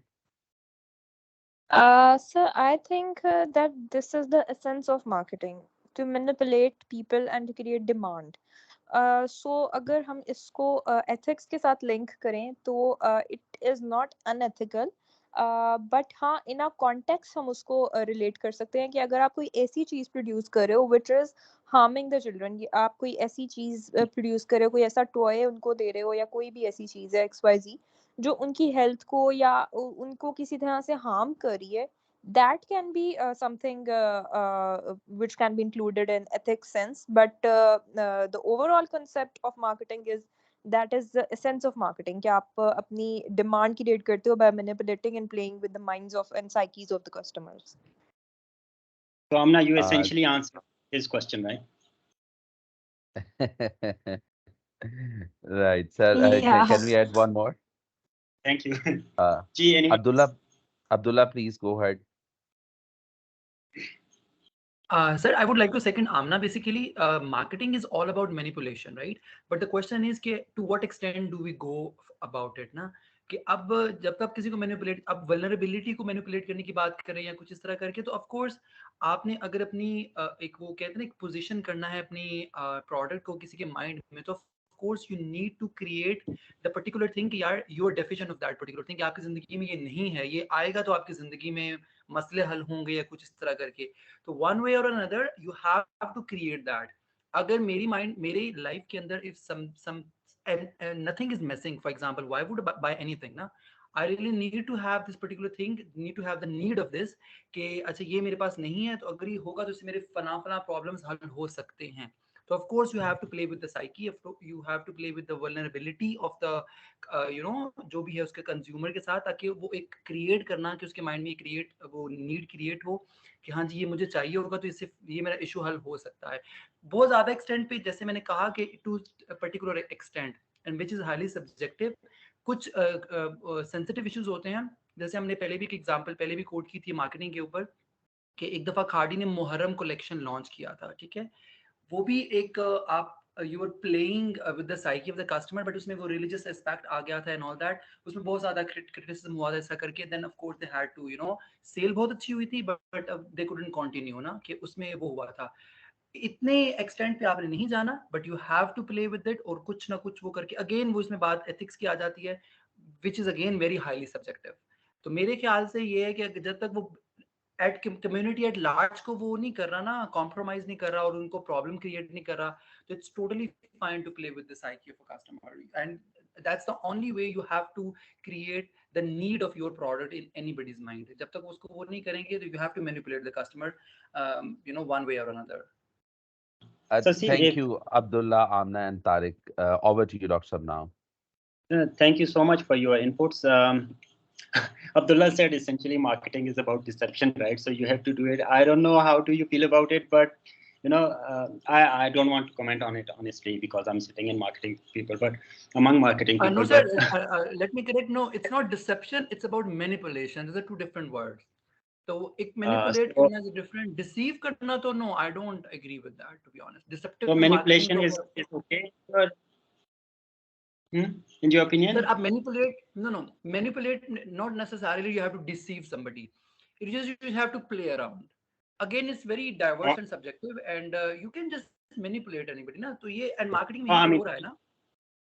Yeah, all right. So we agree to disagreements and we move forward. So one thing that I want to say is, from rights to duties, we want to talk about the consequences, right? So if a cigarette company or alcohol company is targeting, let's say, children, right? So what are the harmful effect on children's maybe health, right? Or so we're talking about the harms that those, if you're targeting those vulnerable people, right? So we're talking about those cases, maybe those extreme cases, and extreme cases are obviously most visible, right? So in those cases, maybe if there are some consequences of whatever you're doing, then in my opinion, that is wrong, but I don't know. All right? Sir, my opinion, humble opinion to this slide is that I believe consumers are always vulnerable because they're in need of product. So sometimes because of their need, sometimes because of their essence, sometimes because of their urge to buy something for survival or something like that. But I believe consumers are always vulnerable. In one way or other way, you'll find them vulnerable and being mistreated by the organizations because they'll never compromise on their profits. That's what I believe, right, sir? All right, thank you. Tariq Saab, go I ahead, have please. sir. Sir for example अगर हमने cigarettes के add बनाने हैं, किस किस्म के हम cigarettes के ऐड बना सकते हैं sir? So that I If think you Dr. Zarif will be able to take. Uh, well, sir, in marketing point of view, I might be in a position to explain a little bit, but for the ethical point of view, I think Dr. Majid is the right person to comment on it. But in general, about what I believe that there are certain products that are available in the market and that are not suitable for certain type of age groups or because of their vulnerability and their tilt towards the sickness, such as the age restrictions. But what the marketers have been doing to cover those ethical dilemma is they put very clear instructions on the packet that it creates these problems. So that means that you are shifting the responsibilities on the consumer, as it's written in the last slide, the last line. Actually, it's talking about the consequences, right? So by this means that you have shifted the consequences or the burden on consumers' shoulders to make a well-informed decision. That's the best way they could have done, sir. All right, thank you. But I mean, when you talk about tobacco, right? So if you look at tobacco in principle, right? So is it, first of all, I mean, when you're talking about tobacco from the perspective of ethics, right? Is it the right product, right? So it shouldn't be there, but because it leads to lung cancer and all that, people have died, but still people are smoking, right? But even if you look at tobacco companies and the way they are warding off their unethical activities, right? And they have, like, look at their CSR report, look at their sustainability report, and now they're producing those compliance with Modern Slavery Act as well. So going by what they say in their reports, you would see, or you would start thinking these are the most responsible companies, right? But actually they are doing something else and they are trying to ward off all their unethical activities, right? In this case, even the product, I mean, you would agree with me, like product of this cigarette, right? Or if you talk about alcohol, right? So these are some companies that product is unethical because it's killing people, right? So in my opinion, this from perspective of ethics, and Dr.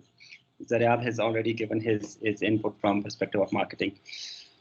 Okay, so we move on towards the other aspect of market strategy, which is customer exclusion, right? So it takes various form.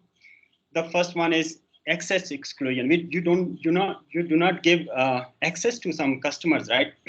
So geographical, it can be geographical as well, and it can be with respect to like जो basic आपकी necessities हैं ना, like healthcare, you like postal services नहीं होंगी, utilities and food, right? So if you talk about, like, let's say Kohistan, right? You would not see this landline PTCL there, right? So PTCL has not given the access to those people, right? So in certain, like if you talk about PayPal, maybe Pakistanis do not have access to that, right? So company has excluded us from that, right? And then condition exclusion. So in cases where you want to get the product or service, the company would put a specific condition on the product or service, right? So let's say if you want to get a credit card, right, from a bank. So for that, you need to have a job, let's say, or you need to show that you are a credit-worthy person, right?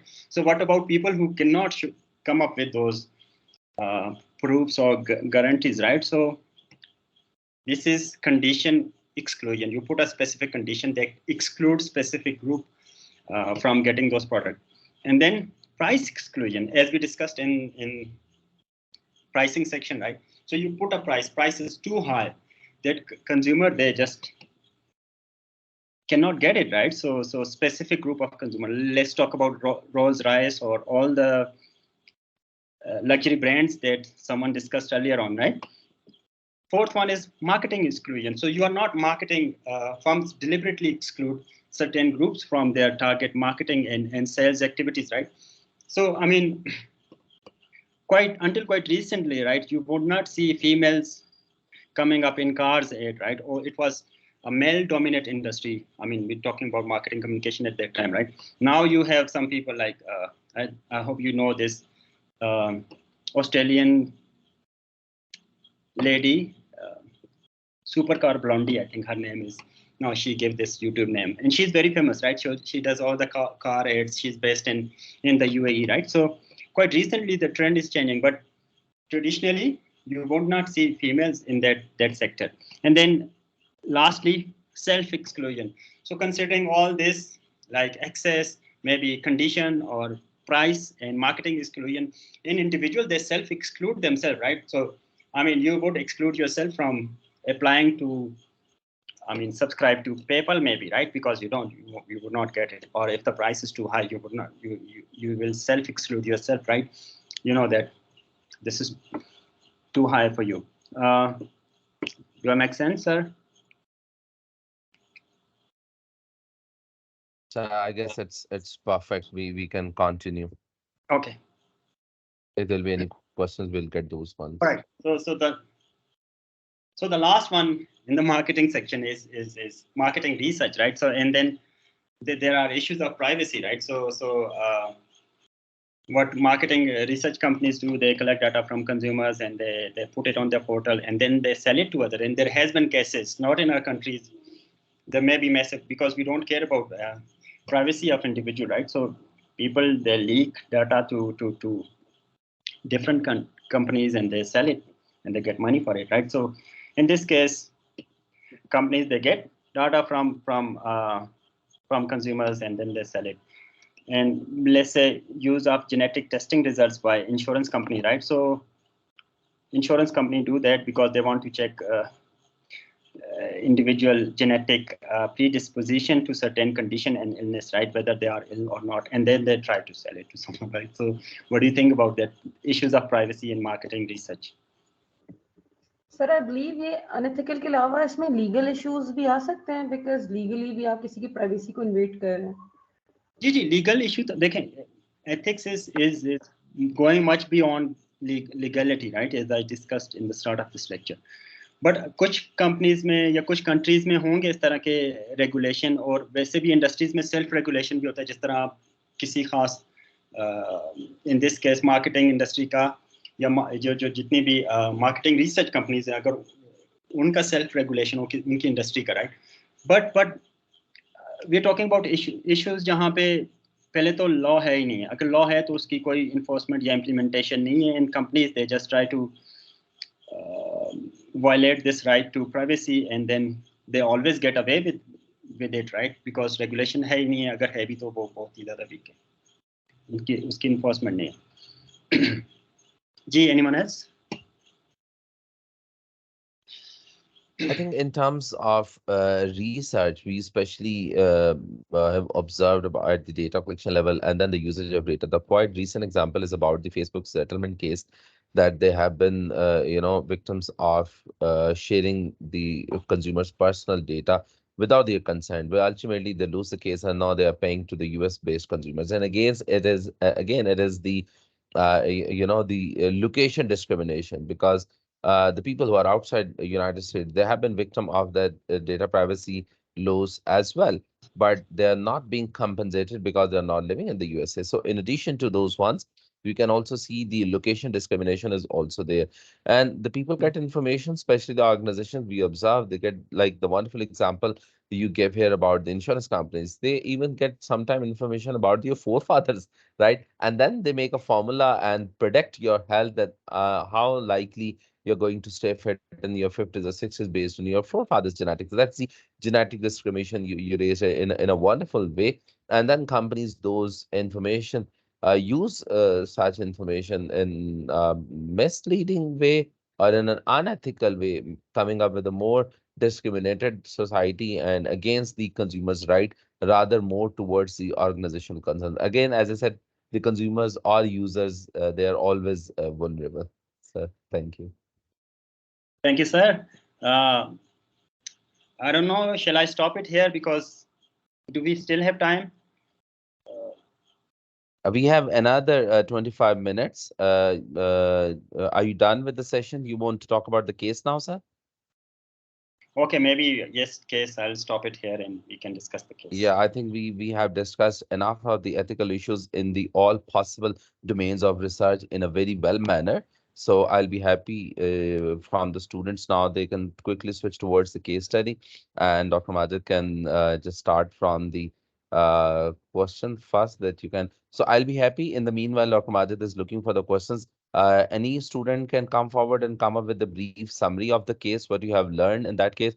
So Dr. Majid will take it from there and start the questions. Anyone from the students that can come up with the summary of the case, please? Yes, please.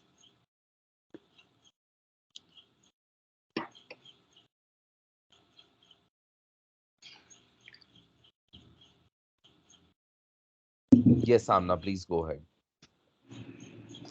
Okay, so basically that was the case of clearly deceptive marketing, जिसमें there was a girl जो कि sales करी थी basically एक छोटी सी company थी with few employees in it और उनको सेल्स करने पे a particular amount of commission मिलना था so the girl came up with some strategy जिससे वो अपने कमीशंस तो ज़्यादा बिल्ड करी थी और काफ़ी ज़्यादा कस्टमर्स में भी पॉपुलर हो गई थी due to her tactics but वो जो प्रैक्टिसेस यूज़ करी थी उसके अंदर दो केसेस कोट किए हुए थे कि एक उसने कस्टमर जो था उसको शू साइज उसने बोला कि मेरा 42 है बट वो जब स्टोर में गई और उसने देखा कि वहाँ पे 42 साइज अवेलेबल नहीं है तो उसने कस्टमर को आकर कहा कि हमारे पास ये साइज अवेलेबल नहीं है और हम आपको हमारे पास यही वाले दो 41 और 43 साइज ही अवेलेबल है और दूसरा साइज हमारे पास आता ही नहीं हम सिर्फ इवन नंबर्स में जो है वो डील करते हैं एंड देन उसने अंडरसोल रख के कस्टमर को वो जो शू था वो सेल कर दिया और देन एक और केस के साथ इसको रिलेट किया हुआ था कि एक और कस्टमर आया और उसको एक शूज़ पसंद आया तो उसने कहा कि ये हमारे पास रेयर आर्टिकल है और ये वाला आर्टिकल हम वीक्स में नहीं बनाते और मंथ्स में जाके आता है जबकि एक्चुअली वो आर्टिकल जो था वो इनका विद इन 2 to 3 डेज और आई गेस 1 वीक में बन जाता था सो इस तरह के कुछ एग्जांपल्स कोट करके रिलेट किया हुआ था और बताया हुआ था कि वो लड़की किस तरह से सेल्स कर रही थी और then we were suppose to ask and पे हमें कुछ क्वेश्चंस दिए हुए थे we were required to answer those questions कि वो किस तरह की marketing practices use करी है, is it ethical or not और ये सारी चीजें थी. Thank you very much, Amna, for the brief introduction about the case. So I'll be happy if you just read the question number 1 to support the Dr. Majid because he has been speaking for the last 2 hours continually. Thank you. I would request Amna to please read the question number 1. Yeah, Thank you. So picture of the day. the question number 1 of the case, the girl named Lola. So, what are the arguments for and against Lola's action? That was the question number 1. Thank you very much, Amna. So, the people who want to discuss, you may please raise your hands. So, I'll take it from there one by one. You can raise your hands. Thank you. We are receiving hands. In the meanwhile, Tanya, you can start commenting on it.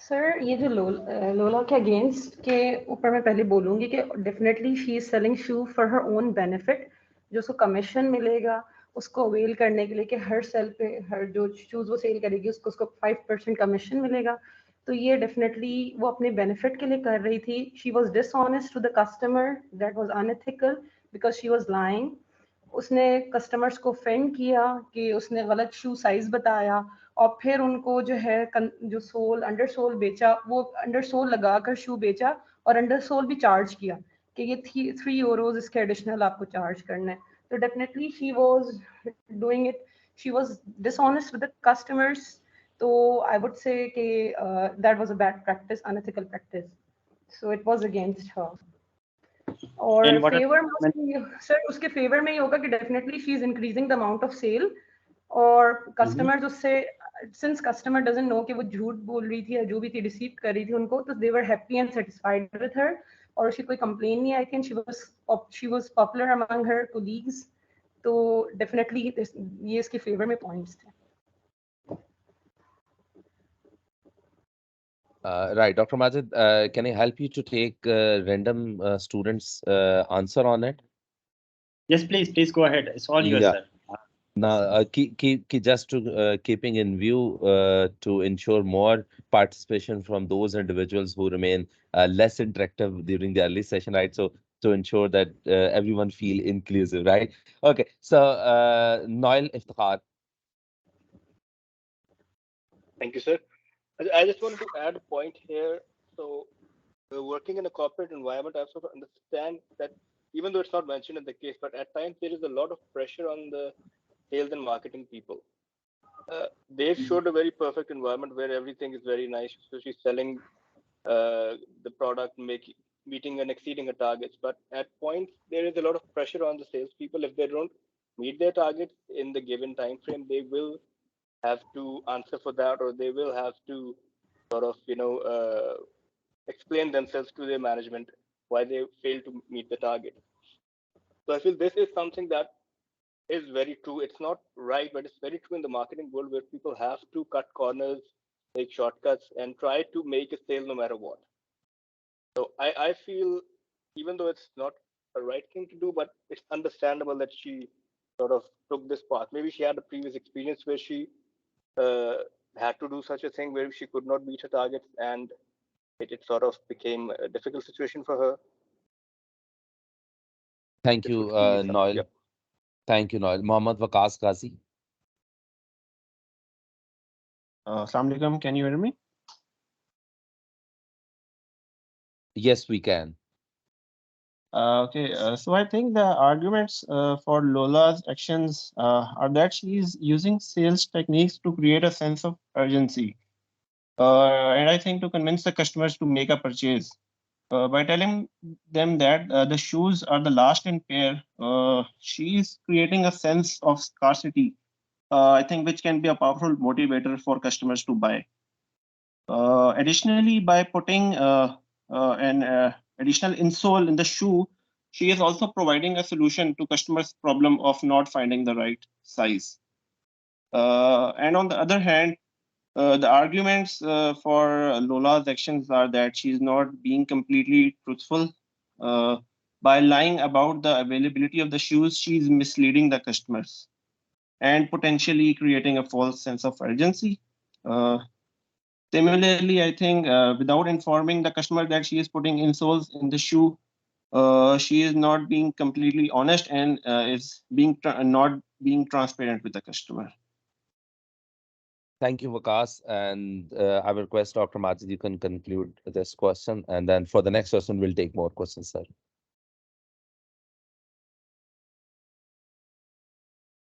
We can't hear you, Dr. Majid. Okay. Sorry, I was muted. Right. So absolutely, Yeah. and I specifically like to pick on the point that Noel, I think Noel Iftikhar, he made. I mean, in marketing environment, we don't have to look at the action of this girl, but I mean, see the pressures there that she is facing, right? Maybe she had past experiences, as he has pointed out. I mean, why you are giving your employees some such unreasonable targets that they cannot fill, right? And maybe she had those experiences, and now she feels her actions are justified by maybe she can lie to the consumers, right? And I think this is the thing that we need to understand. It is more from the employment perspective as well, because and you know it, right? Because even in banking sector की भी बात करें, वहाँ पे भी these employees are given those targets that they cannot meet, and then they have to do all the dodgy things, I think. Ji, thank you so much. Can we move on towards the next question? Thank you. Amna, would you please read the next question, please? And then I'll take a question from those ones who couldn't Yes, participate in the sure. first question. Thank you. So the next question is, do you think such practices are common in sales situations? What do you think if you were a co-worker or customer of Lula's? Thank you, Amna. Raja Mohammed Ashe, would you like to comment on it? जी sir, इसको मैं link करना चाहूँगा as an ex banker. मैंने banking में ये चीज़ बहुत ज़्यादा देखी है। बैंक में जो है स्टाफ का जो है वो टारगेट होता है और वो हर चीज़ को मिस सेल कर रहा होता है, और जब कस्टमर ब्रांच में वापस आता है तो उसको देखने को मिलता है कि उसके अनडिफाइंड किस्म के चार्जेस कटे हुए हैं अकाउंट से, और उसको प्रॉपर गाइड नहीं किया गया था अकाउंट ओपनिंग के वक्त, जिसकी वजह से फिर वो मोस्ट ऑफ द केसेस में वो अकाउंट क्लोज करके चले जाते हैं वापस। इस तरह do you think such practices are common? तो ये प्रैक्टिसेस कॉमन है। हाँ, मेरा प्रैक्टिकल एक्सपीरियंस है इसके अंदर कि एक बंदा जो है वो ठीक करके मिल के जाता है एक दिन, और अगले दिन वो उसी गुस्से के साथ आता है कि मुझे ये मैसेज आया हुआ मेरा विद होल्डिंग टैक्स के ऊपर, विद होल्डिंग प्रॉफिट के ऊपर मेरा विद होल्डिंग टैक्स क्यों कटा हुआ है, मुझे पहले कन्वे नहीं किया गया था, पर ये सारे चार्जेस होंगे। तो ये चीजें सारी चल रही होती हैं साथ साथ। और मैं इसके अंदर what would you think if you are a coworker, तो ये फाइनेंशियल बेनिफिट के लिए तो है, क्या आपको फाइनेंशियल बेनिफिट मिल रहा है इसके अंदर, लेकिन एथिकली देखा जाए तो ये ऐसा नहीं होना चाहिए, मिस सेल नहीं करना चाहिए। इससे रेपुटेशन भी ब्रांड की खराब होती है, और आपका अपना भी पर्सनली भी आप लायबल हो ऑलमाइटी अल्लाह को। Thank you, Ashir. Rafia Mahmood, you can comment, please. Yes, I would like to share कि ये जो यहाँ पे एक एग्जांपल कोट की गई है कि उस सेल्स पर्सन ने एक कस्टमर को मिस कोट किया कि ये इतने टाइम बाद आइटम दोबारा बनेगा ताकि वो परचेस कर ले, और कस्टमर के जेहन में ये इमेज आए कि ये लॉन्ग टर्म में लाइक इतनी readily available nahi hoga. I will have to wait for a very long time to get my hands on this item. So it means that this is rare and popular. So I have personally experienced this thing myself as well. Again, so मैं समझती हूँ कि ये जो example यहाँ पे quote की है, this is very unethical. And as a co-worker, I will be very feel bad about that salesperson or my colleague if I see my colleague doing this. इस case में ऐसा लोला कर रही थी. So I will be very disappointed कि the number one कि एक तो वो she's lying to the customers, which is damaging the reputation of the company in one way or another. And if the other colleagues and the manager will find out, they will lose the trust in their staff as well. कि अगर एक staff member कर रहा है तो maybe competition में और staff members भी कर रहे हो. So I think कि एक ये element भी इसके अंदर आ जाएगा. And then definitely ये tactic short term gain के लिए थी. It was not for a longer term gain, और एक individual के personal जो उसकी पर्सनल preferences की बेस पे थी. So I will definitely question the integrity of that colleague as well, कि उसके morals की वजह से the whole company may suffer the repercussions and the other colleagues as well. Thank you very much, Rafia. And Tariq Ali, do you like to comment? Sir जो hairline difference है बीच में वो बहुत इंपॉर्टेंट है, जहाँ पे एक वन साइड पे she has to sell more than the other colleagues ताकि कमीशन वगैरह मिले, वो उसका राइट है, वो ज़्यादा मेहनत करेगी, आपने लोगों को इंसेंटिव्स भी देना है कि वो मेहनत करें। तो वहाँ पे जो हेयरलाइन डिफरेंस है वो ये है कि बेसिकली आपका जो ब्रांड नेम है वो ख़राब ना हो, रेपुटेशन ख़राब ना हो, और सारे बंदे आपकी इस तरह की चीज़ें फॉलो करें तो आपकी ब्रांड नेम ना ख़राब हो जाए। तो इसके लिए ज़्यादा जो बेहतर ऑप्शन थी वो ये थी कि क्रिटिकली कैटेगोरिकली डिफाइन किया जाए कि क्या चीज़ अलाउड है और क्या चीज़ अलाउड नहीं है। सर इस तरह की इंडस्ट्रीज में, जिस तरह की शू इंडस्ट्री है, वहाँ पे आप बड़ा क्लियरली डिफाइन कर सकते हैं कि ये चीज़ें आपने नहीं करनी है, इससे ब्रांड नेम खराब होगा, और ये चीज़ें आप कर सकते हैं, और इस फ्रेमवर्क में रह के फिर जितना कंपटीशन करेंगे और आपको उस तरह का कमीशन दिया जाएगा। Thank you very much, Tariq Saab. Dr. Majid, you would like to conclude, please? As I said, I mean, I'll start with Mr. Tariq. So, जैसे उन्होंने कहा अभी कि I mean, it's very hard to have regulation for these things, right? Or even company policy for this, because ultimately is your call, right? Is जो भी वहाँ पे sales person है. In her case, she was obviously doing the wrong thing, but answering the question, there is, are these practices common? Yes, they are very common, right? But how would you feel as a co-worker? Talking about, I mean, human resource management, right? From that perspective, so if you are a co-worker and of course you started at the same time, of course you, how your performance would be, like there are performance related pays, right? Or performance related wage. So how your performance would be measured is the number of, let's say, number of the shoe pairs sold in a year or 6 year, whatever the term is, right? So maybe this person will get promoted and the other person who is not lying, who is being honest, right? And whatever that person is saying. So of course, as a co-worker, I mean, this is unfair to those co-workers because this person is using all the negative tactics, all the wrong tactics to get promoted, to get all the benefits, but other people as a co-worker, I think I want to pick on that point, okay, you know, those will be lagging behind then Lola. Thank you, Dr. Majid. Thank you very much. Amna, would you like to read the next one? Yes, sure. To what extent do you think your incentive scheme has contributed to Lola's action? Thank you, Amna. Basil, would you like to comment on it?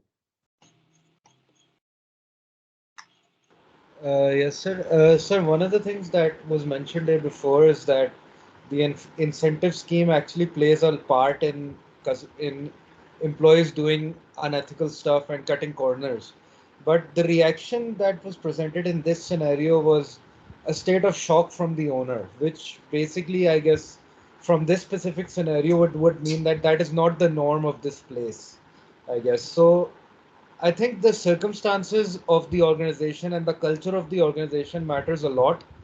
If cutting corners is a normal thing to do, everybody is doing it. But I think the culture of the organization plays a huge part. And in this particular scenario, it does not seem like the culture of the organization is like this. So I think it's an even bigger issue than it is. Thank you, Basil. Sanya, you would like to comment on it? Sure, sir. Can you hear me? Sir, Yes, I we can want to hear add here. you. We can hear your fan noise. We can hear a lot of wonderful background music. I wonder fan is off. You can hear All something. right. Achha ji. I just Please want go to add ahead. here that I guess this incentive scheme does have that impact on her strategy, but it's more of her personality जो उसको convince कर रही है to make such steps जो उसकी sales को increase कर सकते हैं. Why I'm saying that because यही incentive schemes सारे employees के लिए थी, but none of them are facing that same situation where they are selling too much with the wrong strategy. So I guess it's more of her personality or her own ethics value, not the scheme itself.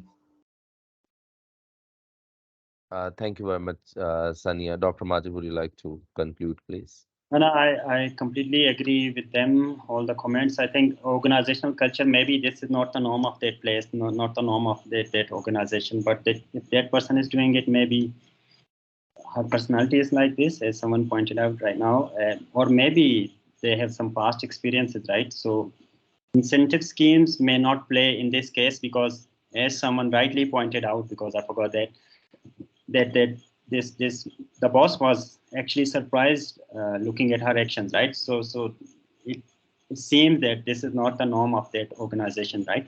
So maybe all the other organizational members are not doing this. She is the only one. That is why she is being picked up on, right? All right, sir. Can we move on to the next one, please? Thank you very much. Yes, Amna. Yes, sir. So the last question is, Amit. how would you approach this situation as Lola's manager? Sir, can I add? Yes, go ahead. You have the privilege because you helped us. So basically to summarize whole case, जो points अभी तक नहीं discuss हुए, मैं वो quote करना चाह रही हूँ. Again, एक तो चीज ये है कि ये हमारी long term relationship with the customers खराब करेगी, brand value को हमारी खराब करेगी, brand image को खराब करेगी. Because if any customers find out, तो word of mouth के through वो बात फैल जाएगी, and that is it. And answering to the specific question कि आप उसके manager हो कि कैसे इसको उस situation को देखते हो. So अगर आपको इंसेंटिव स्कीम देते हो, एज हमारी कंपनी में भी ये सेल्स वालों को टारगेट कंप्लीट करने के लिए इंसेंटिव स्कीम दी जाती है, तो we have a check on that is called quality of sales, कि आप किस तरह से अपनी सेल्स कर रहे हो. कोई ऐसी अगर आप प्रैक्टिसेस कर रहे हो तो उनसे उस तरह की प्रैक्टिसेस से जो भी सेल्स हुई होती है हम उसको एक्सक्लूड कर देते हैं फ्रॉम द ओवरऑल अचीवमेंट. तो he should have some measures ताकि वो अपने ब्रांड की इमेज को इंटैक्ट रख सके, और उसको देखते हुए उसको कोई ना कोई अपनी कैंपेन के अंदर, इंसेंटिव कैंपेन के अंदर ही बिल्ड कर देना चाहिए थी ये चीज. और अगर ही फाइंड्स आउट अभी, तो उसको अभी कोई ना कोई एक्शन ले लेना चाहिए, बिकॉज अगर ये चीज प्रैक्टिस चलती रही तो सारे के सारे वर्कर्स यही प्रैक्टिस अपनाएंगे और वो मिसलीडिंग इन्फॉर्मेशन से अपनी सेल्स तो बढ़ा लेंगे, लेकिन वो हमारे ब्रांड की जो है वो लॉन्ग टर्म वैल्यू को खराब कर देगी. Thank you very much, Amna, for your contribution and questions. Dr. Majid, do you like to conclude the case, please? Gigi, I'll just like to respond to Amina, and I forgot when we were talking about this consumer vulnerability, right? And I discussed Immanuel Kant, and I really like his reading. So he quote this example, right? So once he says that in a village side, there is a shopkeeper, and a vulnerable consumer come to him, and he buys a product, and then he has some change left, right? So the shopkeeper thinks that if I shortchange this guy, he would not realize because he is vulnerable. Maybe he does not know how to count money. But on a second thought, he realized, oh, if I shortchange this guy, maybe my long-term reputation will be hurt, right? Maybe other people would know in the long run, and then no one will come to my shop, and people will start going to other shops, right? Immanuel Kant says to this, this shopkeeper did the right thing, but for all the wrong reason, right? So in this case, wrong reason is image building, right, or company's reputation. But I mean, if we look at it in capitalistic society, we are doing all CSR and all the ethical things for reputation, right? But ideally, should they be for reputation building? I mean, you can argue against it, right? Because you're doing that thing for the right reason, not because of profitability. But if you look at all the studies that are done in relation to CSR and financial performance or other organizational outcomes, right? So they tell if you are socially responsible, if you are ethical, you will be successful in the long run as well. But rather than looking at the profitability or other organizational efficiencies, right, you should look at ethics in principle, right? This is what you should be doing in principle. Yes, sir. I Thank thought you very much. Yeah. Yeah, I think that's a perfect example. You explained it to it. And thank you very much, Dr. Majid, for concluding the case and helping the students to understand the ethical dilemmas and all those things. So before we conclude, I just want to have feedback from the student. Do you have any question, comment for Dr. Majid, please? Anyone have any question or comment for him, please?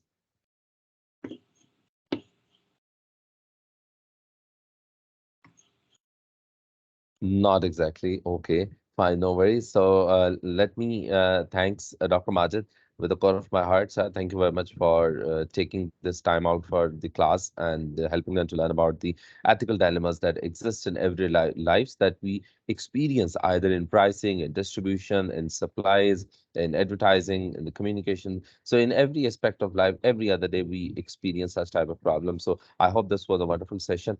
And once again, I thanks Dr. Majid and all the students who participated despite this difficult situation. Today's internet disconnectivity, right? So thank you again, everyone. Now I will request all the students to turn on their mics and put your hands together for Dr. Majid, a handful gesture for him, right? Everyone to please turn on their mics and say thanks to Dr. Majid, right? Thank you, Give sir. me a clap. Thank you, Thank you. Dr. Thank you, Dr. Majid. Thank you so much. Thank you, sir. Thank you, sir. It was Thank you really so much, sir. Thank helpful. you. Thank you so much. Right. Thank you Thank you so very much much. for having me, sir. I feel privileged, and I hope you find value in it. So hopefully we'll meet sometime at NBS. Thank you so much once again. Inshallah. Sir, thank you, Dr. Majid. Thank you. Thank you for your time. Allah Hafiz. Allah Hafiz, sir.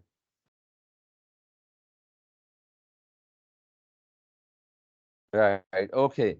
Now the students are here. Okay. Dania still have a question? Not exactly. Okay, fine. Thank you. Or still you got a question? Are you sure? Not Sir, exactly. I treasure toys. गलती से हो गया. Okay, all right, it's all right. So thank you very much, everyone, for coming online and taking this class. And I hope it was a wonderful session. You learned some of the ethical issues into it. So what we have to do now, I will upload a rubric related to this ethics, right? And just a second. Okay, so I had to use a lot of tissues today because I'm just experiencing some flu and sneezing, you know. Okay, so I'll upload the rubrics related to this specific session, which we have to measure, right? And then following that rubric, what you guys have to do is you need to answer the questions of these case studies in a written form and submit it to me in a soft form, okay? by next week, probably. That's the deadline. Of course, you can send it to me as early as possible, right? So I'm going to upload the rubrics. You look into the rubric, follow the rubric, and try to answer the questions of those case studies in a writing format. And remember, it's the individual one. Remember, you need to report this case study as individual, right? Not in the form of group. Is it clear, everyone? Yes, Yes. sir. Yes, Yes, sir. sir. Great. Wonderful. Thank you very much. I'll upload the rubrics, and next week, by next week, of course, you can submit it by Monday even, individually. Follow the rubric, write the answer to these questions, and email back to me. And remember, next week we have a last session, and we'll have the final project presentation. So the next week, we'll have a group presentation, also the deadline to submit your project report in soft form. Again, not the hard copy, but the soft form only, right? So next week. Let's hope we will have the face-to-face classes because the situation is getting better with the this evening decision, right? Is it okay now? Yes, sir. Yes, sir. Right. Thank you very much, everyone, and enjoy your dinner. Have a good night, of course. Take care. Bye bye. Allah Hafiz. Allah Hafiz. Thank you, Happens. sir. Allah Allah Hafiz. Allah Hafiz. Allah Hafiz.